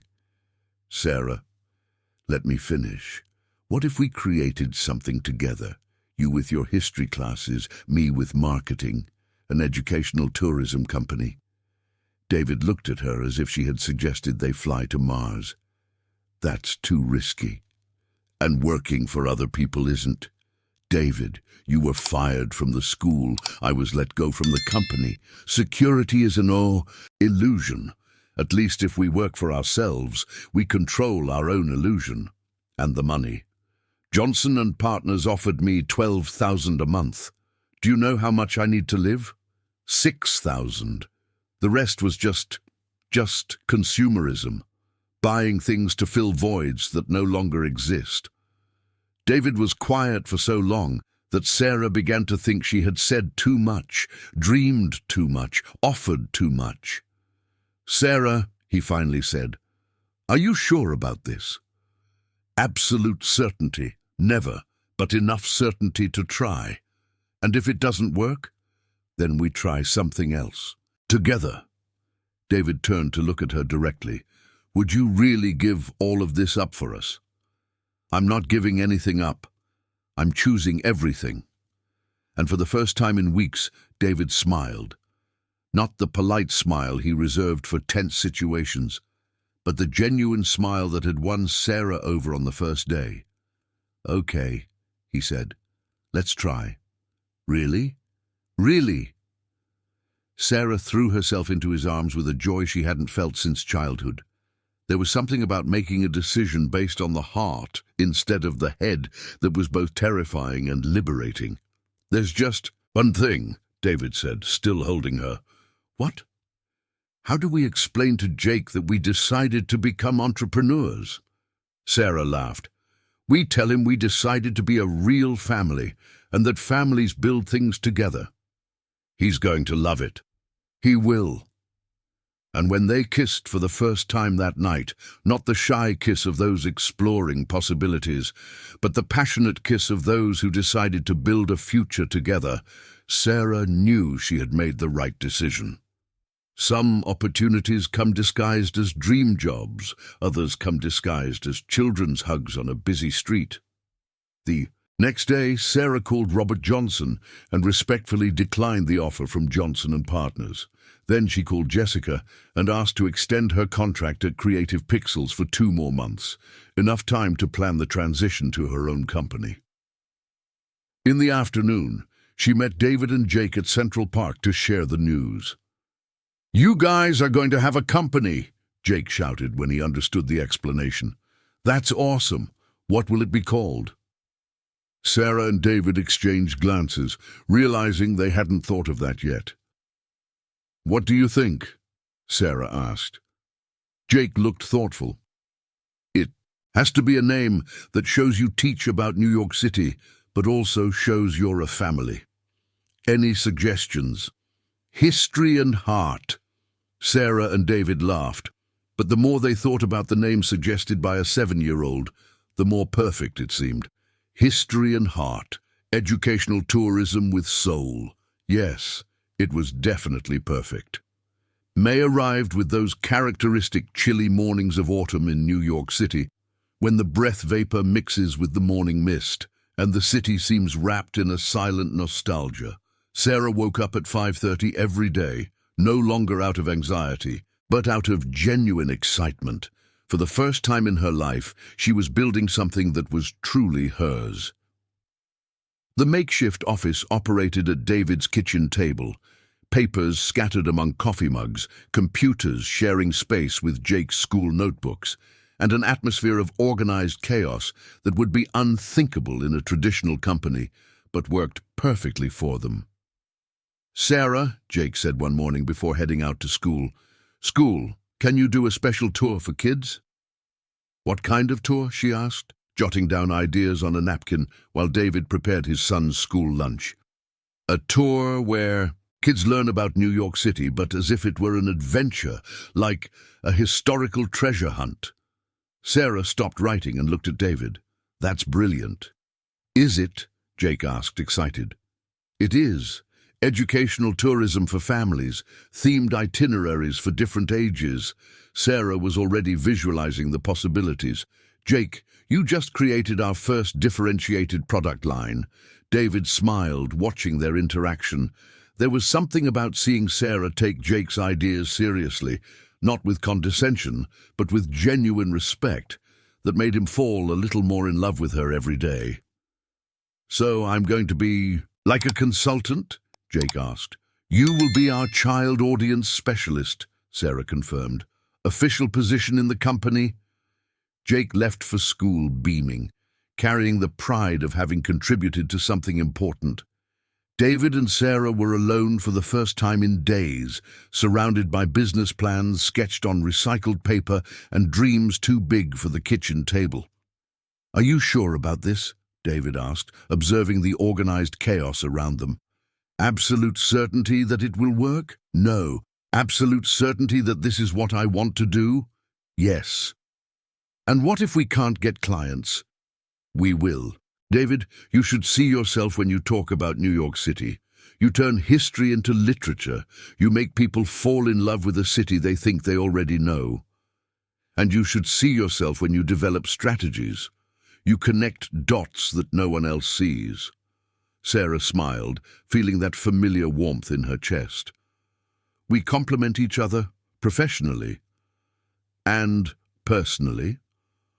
The question hung in the air, loaded with meanings they had both been avoiding discussing openly. In recent weeks, they had become a unit, not just romantically, but as a family, as business partners, as a team. "Personally, too," Sarah said, reaching out to touch his hand. "David, I've never felt so in sync, like I finally belong in the right place." "Sarah, there's something I need to tell you." His tone made Sarah brace for some kind of complicated revelation. "I spoke with a lawyer about the situation with Emily, about custody, about rights, about how to officially include you in Jake's life." Sarah felt her heart race. "And what did he say?" "He said that, considering Emily lives in another country and that Jake has clearly expressed a preference to stay here, it would be relatively simple for me to obtain full custody. He also said that if we got married, you would have legal rights as a stepmother." The word "married" echoed in the kitchen like a church bell. "David, I'm not proposing right now," he hurried to clarify, blushing to the roots of his hair. "I'm just explaining the legal options." "Okay," Sarah said, struggling to keep her voice steady. "And what do you think about these options?" "I think that I want you to be part of our family officially in every possible way. Even if that means total commitment. Even if that means that if the business fails, we'll be tied together anyway." "Sarah, the business might fail. It might succeed. It could turn into something completely different. But you and I, you, me, and Jake, that has already succeeded." They were interrupted by the doorbell. David went to answer, leaving Sarah alone with her swirling thoughts. Marriage, official family, total legal and emotional commitment. 6 months ago, the idea would have terrified her. Now, it just made her nervous. The good kind of nervous, the kind that comes before embarking on an adventure. "Sarah!" David shouted from the living room. "Come here! We have our first client!" Sarah left the kitchen and found David talking to a woman in her 40s, elegantly dressed, carrying a briefcase. "Sarah, this is Patricia Johnson, event manager at the Grand Hotel. Patricia, this is Sarah, my partner." "Pleasure," Patricia said, shaking Sarah's hand with a firm executive grip. "I heard about your work through a friend who works at Creative Pixels. We're looking for partnerships to offer unique experiences for our guests. For an hour, they discussed possibilities, customized historical tours for hotel guests, themed itineraries based on visitors' specific interests, culinary experiences connected with local history. "How much would you charge for a private 3-hour tour?" Patricia asked. Sarah and David exchanged glances. It was the first time they needed to price their work. $250 per person, Sarah said, choosing a number that felt professional but not exorbitant. "Perfect. We want to schedule 5 tours for next week as a test. If they go well, we can establish a permanent partnership." When Patricia left, Sarah and David stared at each other in absolute silence. "We just closed our first contract," David said. $1,250 just in the first week, Sarah calculated. "The business is real now." "It is." They hugged in the middle of the living room, a mix of relief, excitement, and pure terror. It was no longer a dream. It was real responsibility, with real clients expecting real results. In the following days, the preparation was intense. David developed 5 different itineraries: colonial New York, modernist architecture, Italian immigration, Japanese culture, and bohemian neighborhoods. Sarah created support materials, researched guest profiles, established service protocols. Jake was involved in everything, testing the clarity of explanations. "Dad, when you say Art Deco, no one understands. Say pretty old buildings, suggesting strategic stops. We have to stop at a bakery because people get hungry when they walk a lot, and offering perspectives that only a child could have." The first tour took place on a sunny Thursday. A retired couple from Texas, interested in the architecture of the historic center. David was visibly nervous the night before, reviewing notes as if he were taking a final exam. "What if I forget the dates?" he asked, walking around the room. "You won't forget," said Sarah. "And if you do forget, I'll be there with you. What if they don't like it?" "They will like it. David, you are passionate about New York City. Passion is contagious." Jake, who should have been asleep an hour ago, appeared in the room in his pajamas. "Dad, are you nervous?" "A little bit, son. You know what the teacher says when we get nervous about presentations." "What?" "That we only get nervous when we care a lot. And when we care a lot, we do things well." David knelt down to be at his son's height. "Thank you, buddy. You always know what to say." "It's because I learned from you too." The next day, Sarah accompanied David on his first tour as an observer and logistical support. The meeting would be at 9 in the morning at Times Square, and they arrived 15 minutes early, just enough time for David to sweat through his shirt even with the cool morning air. "Breathe," said Sarah, adjusting his collar. "You're going to be amazing." When Mrs. Olga and Mr. Manuel showed up, she with a bag that could fit a whole house move, he with a camera that looked like it was bought in the 80s, David transformed. For 3 hours, he guided the couple through the history of New York City, as if he were telling the story of his own family. He spoke about the arrival of the Jesuits, with the passion of someone who had witnessed it firsthand, described the demographic explosion of the 20th century as if each immigrant were a personal acquaintance, and explained urban transformations with the enthusiasm of someone who had discovered fascinating secrets. Sarah watched, mesmerized. This was not the shy and insecure David she had met crying on a street. He was a born teacher, a storyteller, someone who turned dry facts into engaging narratives. "Are you two married?" asked Mrs. Olga during a snack break at Café Paris. "We are partners," replied Sarah, not quite sure how to define their relationship. "Business and life partners," added David, looking at Sarah with a smile that made her blush. "How lovely," said Mrs. Olga. "You can tell when two people complete each other." At the end of the tour, Mr. Manuel said something that Sarah would never forget. In 50 years of marriage, we've traveled the whole world. But no one has made us fall in love with a city like you two did today." When the couple said goodbye, promising to recommend History and Heart to all their friends, Sarah and David were left alone at Times Square, in the same place where everything had begun 3 hours earlier. "You were perfect," said Sarah. "We were perfect," corrected David. "Sarah, I couldn't have done this alone. Neither could I. So is this it? Are we real business owners now?" "I think so." David pulled her into a hug right there in the middle of the square, not caring about the hurried passers-by or the noise of traffic. "Sarah," he said against her hair, "I love you." Those were the first "I love you" words he had ever said. Sarah felt something complete inside her chest. "I love you too," she replied. "You and Jake, both of you, completely." When they separated from the hug, both had tears in their eyes, not of sadness, but of absolute joy. "Shall we go home and tell Jake?" asked David. "Let's go home," agreed Sarah, liking how the word home sounded when it included the three of them. That night, after telling Jake about the success of the first tour and hearing his suggestions for the next ones, "You have to take people to the municipal market. Everyone loves pastries." Sarah and David stayed up late planning for the future. Not just for the company, but for life. For the family they were building. For the dreams they were pursuing together.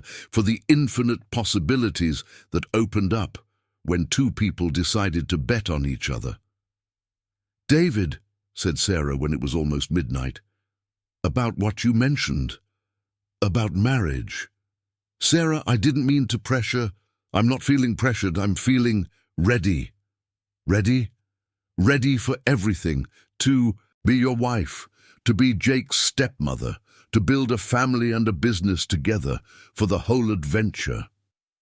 David kissed her in response, a kiss that carried promises of the future and gratitude for the present. "So are we doing this?" he asked when they separated. "We can do everything," confirmed Sarah. "Together." And they fell asleep that night with their fingers intertwined, dreaming of historical tours, happy children, and a future that finally made sense for all. June brought with it the dry cold of New York's winter and a comforting routine that Sarah never imagined she would desire. History and Heart was growing organically, 5 tours a week, partnerships with 3 hotels, and a waiting list that was starting to form. Jake had officially become the junior consultant of the company, a role he took with impressive seriousness for an 8-year-old. It was on a Tuesday morning, while they were preparing materials for a tour about Japanese immigration in the little Tokyo neighborhood, that Sarah noticed something different. A sudden nausea hit her when David opened the package of fresh French bread they had bought for breakfast. "Are you okay?" he asked, noticing her expression. "I think it's just fatigue," said Sarah, taking a deep breath to control the discomfort. "We've been working a lot." But when the same sensation repeated the next day and the day after, Sarah began to suspect something that left her both excited and terrified. On Thursday, after accompanying David on a morning tour and feeling that wave of nausea again, Sarah gathered her courage and bought a pregnancy test at a pharmacy near the Creative Pixels office, where she was still finishing up the last projects before leaving for good. The agency's bathroom had never felt so small. 3 minutes of waiting turned into an eternity, as Sarah oscillated between dozens of contradictory feelings. She was, are you ready to be a mother? How would David react? How would Jake react? What would it be like to raise a child while building a company? 2 pink lines, indisputable, pregnant. Sarah sat on the toilet lid, holding the test with trembling hands. At 32, for the first time in her life, she was pregnant. And for the first time in her life, the idea filled her with joy instead of panic. But how to tell David? How to tell Jake? She decided to wait for the right moment.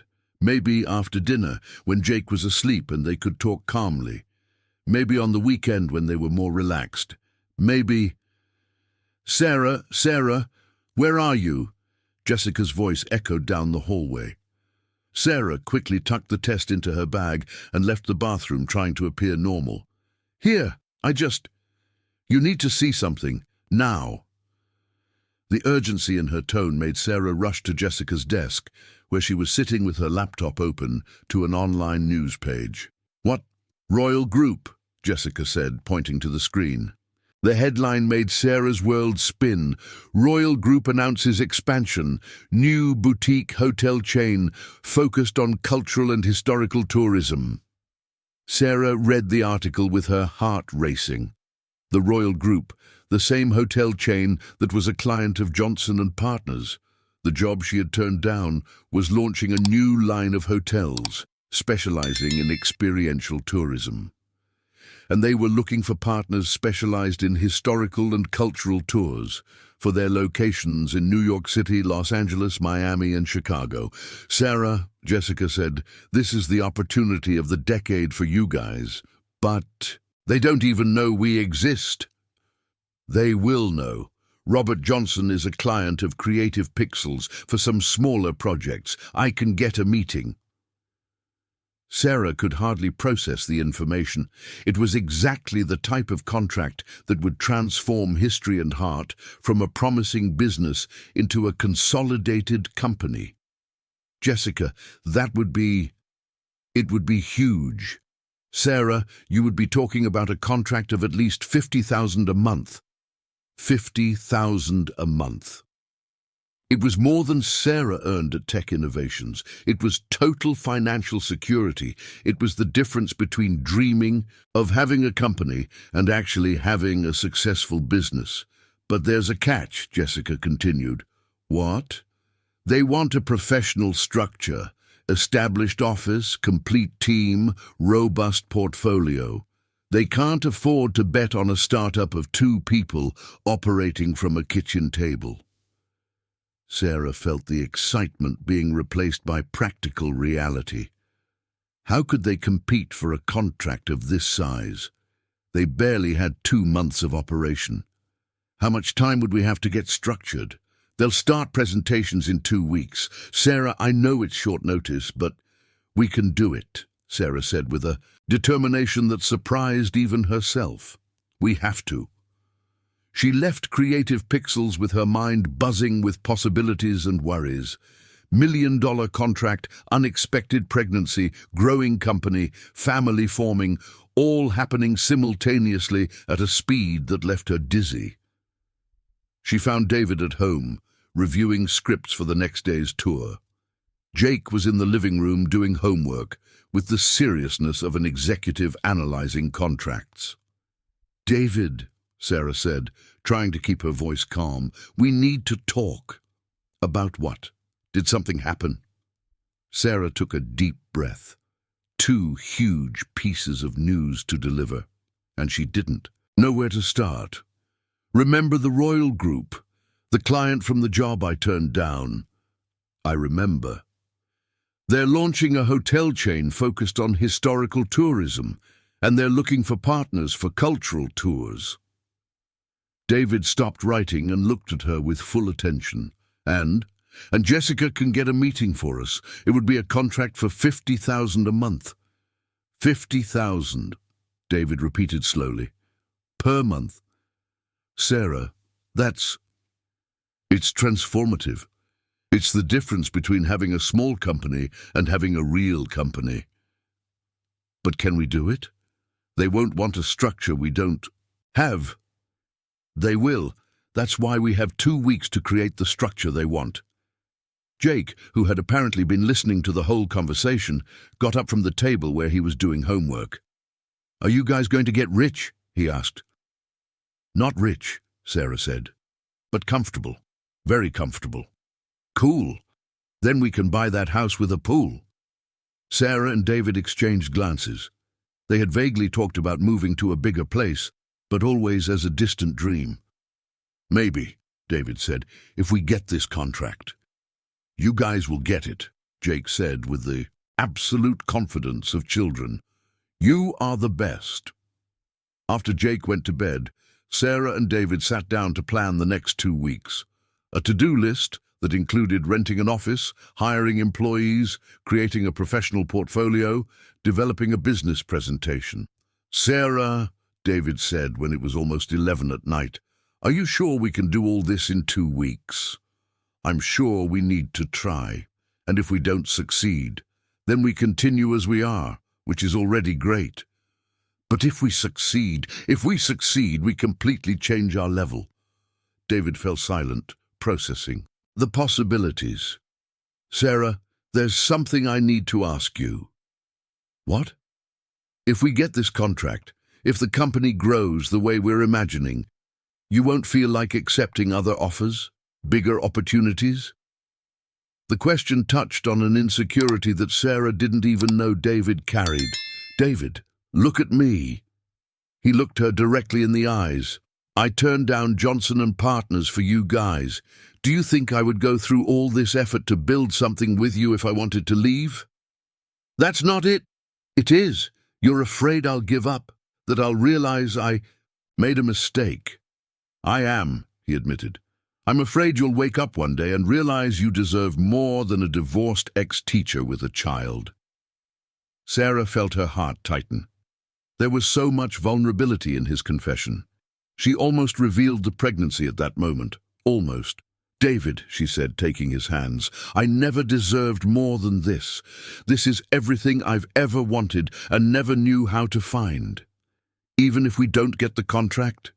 Especially if we don't get the contract, because that will prove that we are together not for success, but despite the difficulties." They kissed right there at the kitchen table, surrounded by business plans, and Sarah almost told him about the baby. Almost. But there was something about that moment. David's vulnerability, the pressure of the contract, the uncertainty of the future, that made her decide to wait. Until they had gone through the presentation, until they knew if they would get the contract, until they were on more solid ground. She didn't know it yet, but this decision would change everything. The next 2 weeks flew by. Sarah used her savings to rent an office space in Brooklyn. David developed 10 new scripts. They hired 2 freelance guides and an administrative assistant. Jake participated enthusiastically in everything, from choosing the color of the office walls to testing the clarity of the scripts developed by his father. "Dad, when you explain about the City Theatre, you have to say it's where important people went before television. Otherwise, it gets boring." Jake's simplifying wisdom had become essential to keep the tours accessible and interesting. On the day of the presentation for the Royal Group, Sarah woke up with nausea stronger than usual. She was in her 10th week of pregnancy, and the symptoms were becoming more intense and harder to hide. "Are you okay?" David asked, noticing her paleness. "Just nerves," she lied, forcing a smile. The presentation was scheduled for 2 in the afternoon at a 5-star hotel on 5th Avenue. Sarah had prepared an impeccable portfolio. David had rehearsed the part about educational methodology, and both were dressed like serious executives, a professional version of themselves that was still under construction. "Ready?" David asked when they were in the hotel lobby. "Ready," Sarah confirmed, swallowing a wave of nausea. They went up to the 20th floor, where 3 executives from the Royal Group were waiting for them. 2 middle-aged men in impeccable suits and an elegant woman who introduced herself as the Director of Customer Experience. For an hour, Sarah and David presented History and Heart as if they were an established company. They talked about exclusive methodology, personalized scripts, specialized team. David demonstrated his historical knowledge. Sarah explained the experiential marketing strategies. Everything was going perfectly until Sarah felt a wave of nausea so strong that she had to excuse herself and run to the bathroom. When she returned, 5 minutes later, pale and visibly Shaken, she found David trying to cover her absence with technical explanations about tour logistics. "Sorry," Sarah said. "Stomach issues."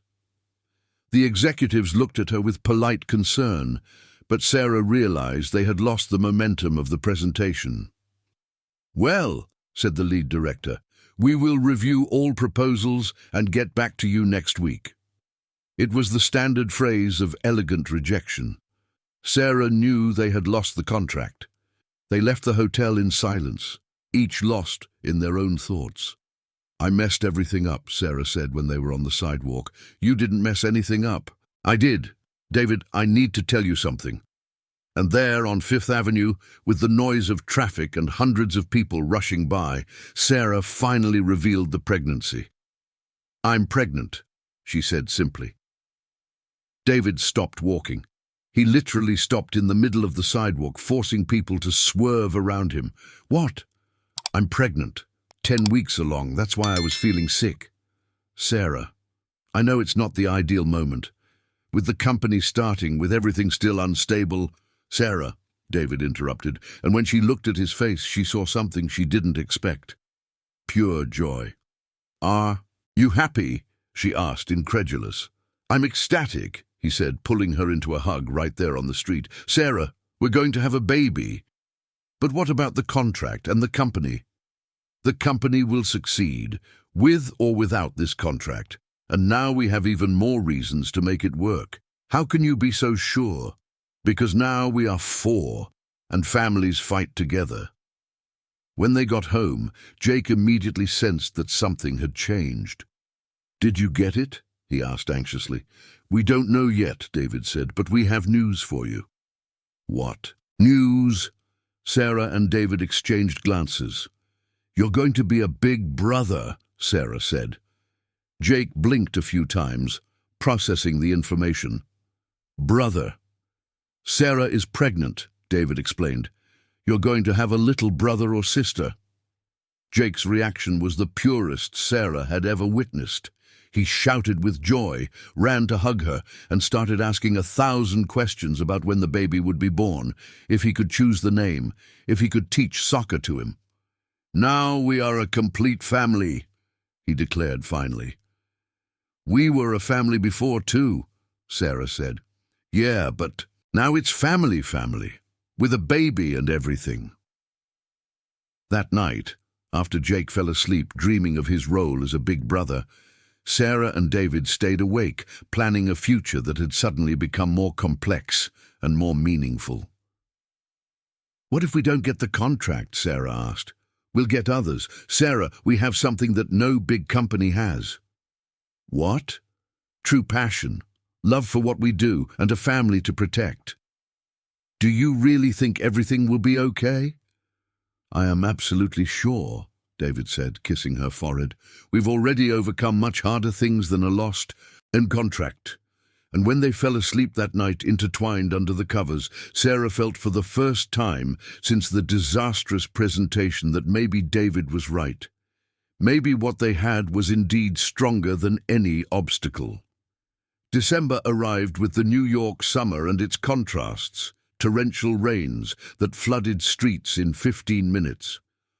On scorching sunny days that dried everything in an hour, Sarah was in her 8th month of pregnancy, with a belly that Jake insisted on talking to every morning, explaining to his sister about the school she would attend, the toys he would share, and the importance of cheering for the New York Yankees. The Office of History and Heart had moved to an entire townhouse in Brooklyn, with 5 permanent employees and a schedule that was booked until March of the following year. The Royal Group had not responded after the disastrous presentation in June, but something better had happened. The story of the company, founded by a former teacher and a former executive passionate about New York City, had reached the ears of journalists. An article in the local newspaper's travel section generated an avalanche of clients, including families wanting to rediscover their own city and digital influencers seeking authentic content. "Sarah," said Camilla, the assistant they had hired in August, entering the room where Sarah was reviewing scripts while sitting in a special chair for pregnant women that David had bought. "There's a call for you. Robert Johnson from Johnson & Partners." Sarah felt her stomach twist, not from pregnancy nausea, which had passed in the 5th month, but from curiosity. "Hello, Sarah. Robert Johnson here. How's the life of a businesswoman?" "It's going very well, thank you. How can I assist you?" "Actually, I would like to help you. I heard you are growing rapidly, and I have a proposal." Sarah activated the speakerphone and called David, who was in a meeting with the guides in the next room. "What kind of proposal?" she asked. "The Royal Group contacted me. It seems the first company they hired for the historical tours didn't work out very well. Clients complained about unprepared guides and generic itineraries." Sarah and David exchanged glances. "And they want to talk to you again, but this time through my agency. It would be a partnership. You handle the operational and educational part, and we take care of the commercial and administrative side." "What percentage would you take?" David asked. 20%, and in exchange we guarantee a 2-year contract, expansion to other cities, and all the infrastructure support you need." It was a tempting offer, but Sarah had learned to be wary of offers that seemed too good to be true. "Robert, can I ask why you want to partner with us now? Back in June, when you offered me the job, you didn't even know we existed." "Because back in June, you were a startup operating from a kitchen table. Today, you are the highest-rated historical tour company in New York City, with a waiting list and clients recommending you spontaneously. And how do you know this? Because we've been keeping an eye on the market for months. Sarah, you built in 6 months what most companies take years to achieve. You have what every client wants: authenticity." After Robert hung up, promising to send the detailed proposal by email, Sarah and David sat in silence. "What do you think?" he asked. "I think it's tempting. 20% for all the infrastructure and national expansion. But we managed to get here on our own. Why would we need partners now?" Jake, who had just come home from school and overheard part of the conversation, positioned himself between them with the natural authority of someone who considered himself the official consultant of the company. "Do you want my opinion?" he asked. "Always," said Sarah. "I think you should ask yourselves, do you want to be the best in New York City or the best in the whole of America?" The question, coming from an 8-year-old, had a simplicity that cut through all the adult complications. "And do you think we should accept?" David asked. "I think you're already big enough, and the baby will need money for college," Jake said, affectionately touching Sarah's belly. The child's pragmatism drew laughter from both adults. That night, after putting Jake to bed and Sarah taking her daily hot bath to relax her aching back, they sat on the balcony of their new apartment, a 3-bedroom place in Brooklyn they had rented in September, with a small yard where Jake could play and enough space for a crib. "David," said Sarah, settling into the rocking chair that would be for the baby, but for now was the only comfortable position for her. "I'm back. There's something I want to tell you." "About the proposal?" "No, about us." David turned to look at her with his full attention.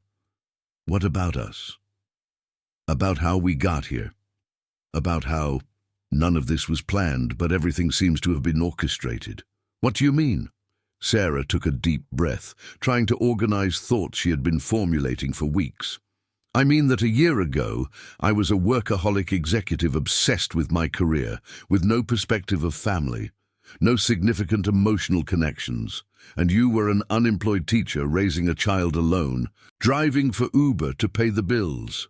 And now I'm a partner in a meaningful company. I'm marrying my best friend. I'm pregnant with the child I always thought I didn't want. And I have a stepson who teaches me about life every day. And I'm a businessman marrying the most amazing woman I've ever met. I'm going to be a father again, and I'm doing work that I love, David completed. Yes. And it all started because Jake offered a hug to a stranger crying on the street. They sat in silence, contemplating the improbable journey that had brought them to that moment. "Sarah," David finally said, "do you regret anything? The job at Johnson & Partners? No. The dismissal? No. Accepting that first hug? Never. Not even the hard things? The financial uncertainty, the unplanned pregnancy, taking on responsibilities you never wanted?" Sarah touched her belly, where their daughter, who they would find out was a girl at the ultrasound in October, was constantly moving as she was anxious to meet the family waiting for her, especially about the hard things. "David, I spent 32 years trying to control everything, plan everything, make sure nothing went wrong, and do you know what happened?" "What?" "Everything went wrong anyway, but when I stopped trying to control and let life happen, everything turned out right in a way I never would have planned. Even with all the scares, Emily coming back, the possibility of losing Jake, the contract that didn't work out, especially because of the scares, they showed that we are resilient, that we fight for each other, that we are a real family." Jake appeared on the porch in his pajamas, hair messy and looking sleepy. "Why are you guys awake?" he asked, rubbing his eyes. "Talking about adult stuff," said Sarah. "Go back to bed." "Is it about the baby?" "Among other things." Jake approached and placed his hand on Sarah's belly, just like he did every night before sleeping. "Hi, little sister," he whispered. "It's Jake. When you are born, I will teach you how to ride a bike and cheer for the New York Yankees, and I will tell you how I met Sarah and how she became our family." Sarah felt her eyes fill with tears, partly due to pregnancy hormones, but mostly because of the absolute perfection of that moment. "Go to sleep, my love," said David, kissing his son's forehead. "Just one more thing," said Jake. "Are you going to accept the man's offer?" "What do you think we should do?" "I think you should do what makes the family happier and safer, because when the little sister is born, she will need both of you whole, not half worried about money." After Jake went back to bed, Sarah and David exchanged that look parents develop when they realize their children are wiser than they are. "He's right," said Sarah. "He is. Should we accept the offer?" "We should accept, but with conditions. We maintain total control over the educational and operational parts. They only handle the commercial and administrative. And what if they don't accept the conditions? Then we continue as we are, which is already great. Sarah, I love you. And I love the life we've built. And I love that our daughter will grow up in a family that chose each other, not one that happened by chance." Sarah got up from the rocking chair with some difficulty and approached David. "I love you too, and I love that Jake will have a sister, and I love that we will raise 2 children who will learn that family is who stays, not who leaves." They kissed on the porch under the starry December sky, while New York City whispered around them. The same city that had brought them together, that had given them profession and purpose, that had become the backdrop for the most improbable love story either of them could have imagined. 3 weeks later, Sarah was in the hospital, holding Helena in her arms for the first time. A baby with dark hair and huge eyes, looking at the world with the family's characteristic curiosity. "She looks like you," said David, gently touching their daughter's tiny hand. "She looks like us," corrected Sarah. Jake was sitting in the chair next to the bed, watching his sister with absolute fascination. "Can I hold her?" he asked. Sarah settled Helena in her older brother's arms, observing the tenderness with which an 8-year-old held a newborn. "Hi, Helena," Jake whispered. "I'm your brother Jake. I will take care of you forever." The promise, made in a child's voice, echoed in the hospital room like a sacred vow. 6 months later, on a sunny June morning, Sarah was back on Main Street. This time, not crying, but pushing a stroller while Jake walked alongside, telling Helena about the buildings and people passing by. They stopped at the same spot where everything had started, the sidewalk in front of the bakery, where Sarah had sat in despair exactly 2 years ago. Was it here? Jake asked, though he already knew the answer. It was here, confirmed Sarah. And now? Sarah looked around. The same busy street, the same smell of coffee, the same constant movement of people with destinations and purposes, but she was no longer the same person. Now we have everything we need, she said. Even more than we need, added David, arriving with 3 coffees and a juice for Jake. History and Heart closed a deal to expand to 5 cities. Helena is growing healthy. Jake is doing well in the new school. And we're getting married next month, Jake added, as if listing the family's achievements. And we're getting married next month, confirmed Sarah, smiling. A young woman rushed past them, crying on the phone, visibly desperate. Jake looked at her, then at Sarah. "Do you think she needs a hug?" he asked. Sarah watched the woman walk away, perfectly remembering the feeling of being lost in a city too big, with problems too big.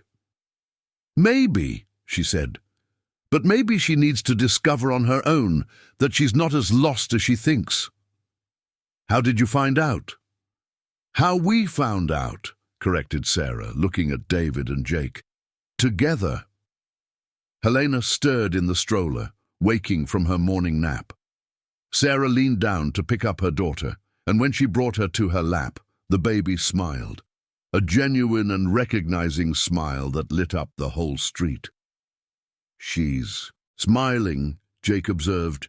"She knows she's home," said David, "even being on the street."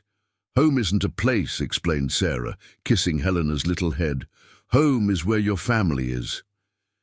And as they walked down Main Street that June morning, the 4 of them together for the first time in the place where everything had begun, Sarah thought about how life had a sense of humor.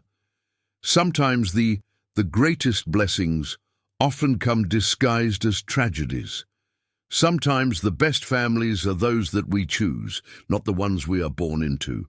And sometimes a simple hug offered by a 7-year-old child can change the course of 3 lives forever.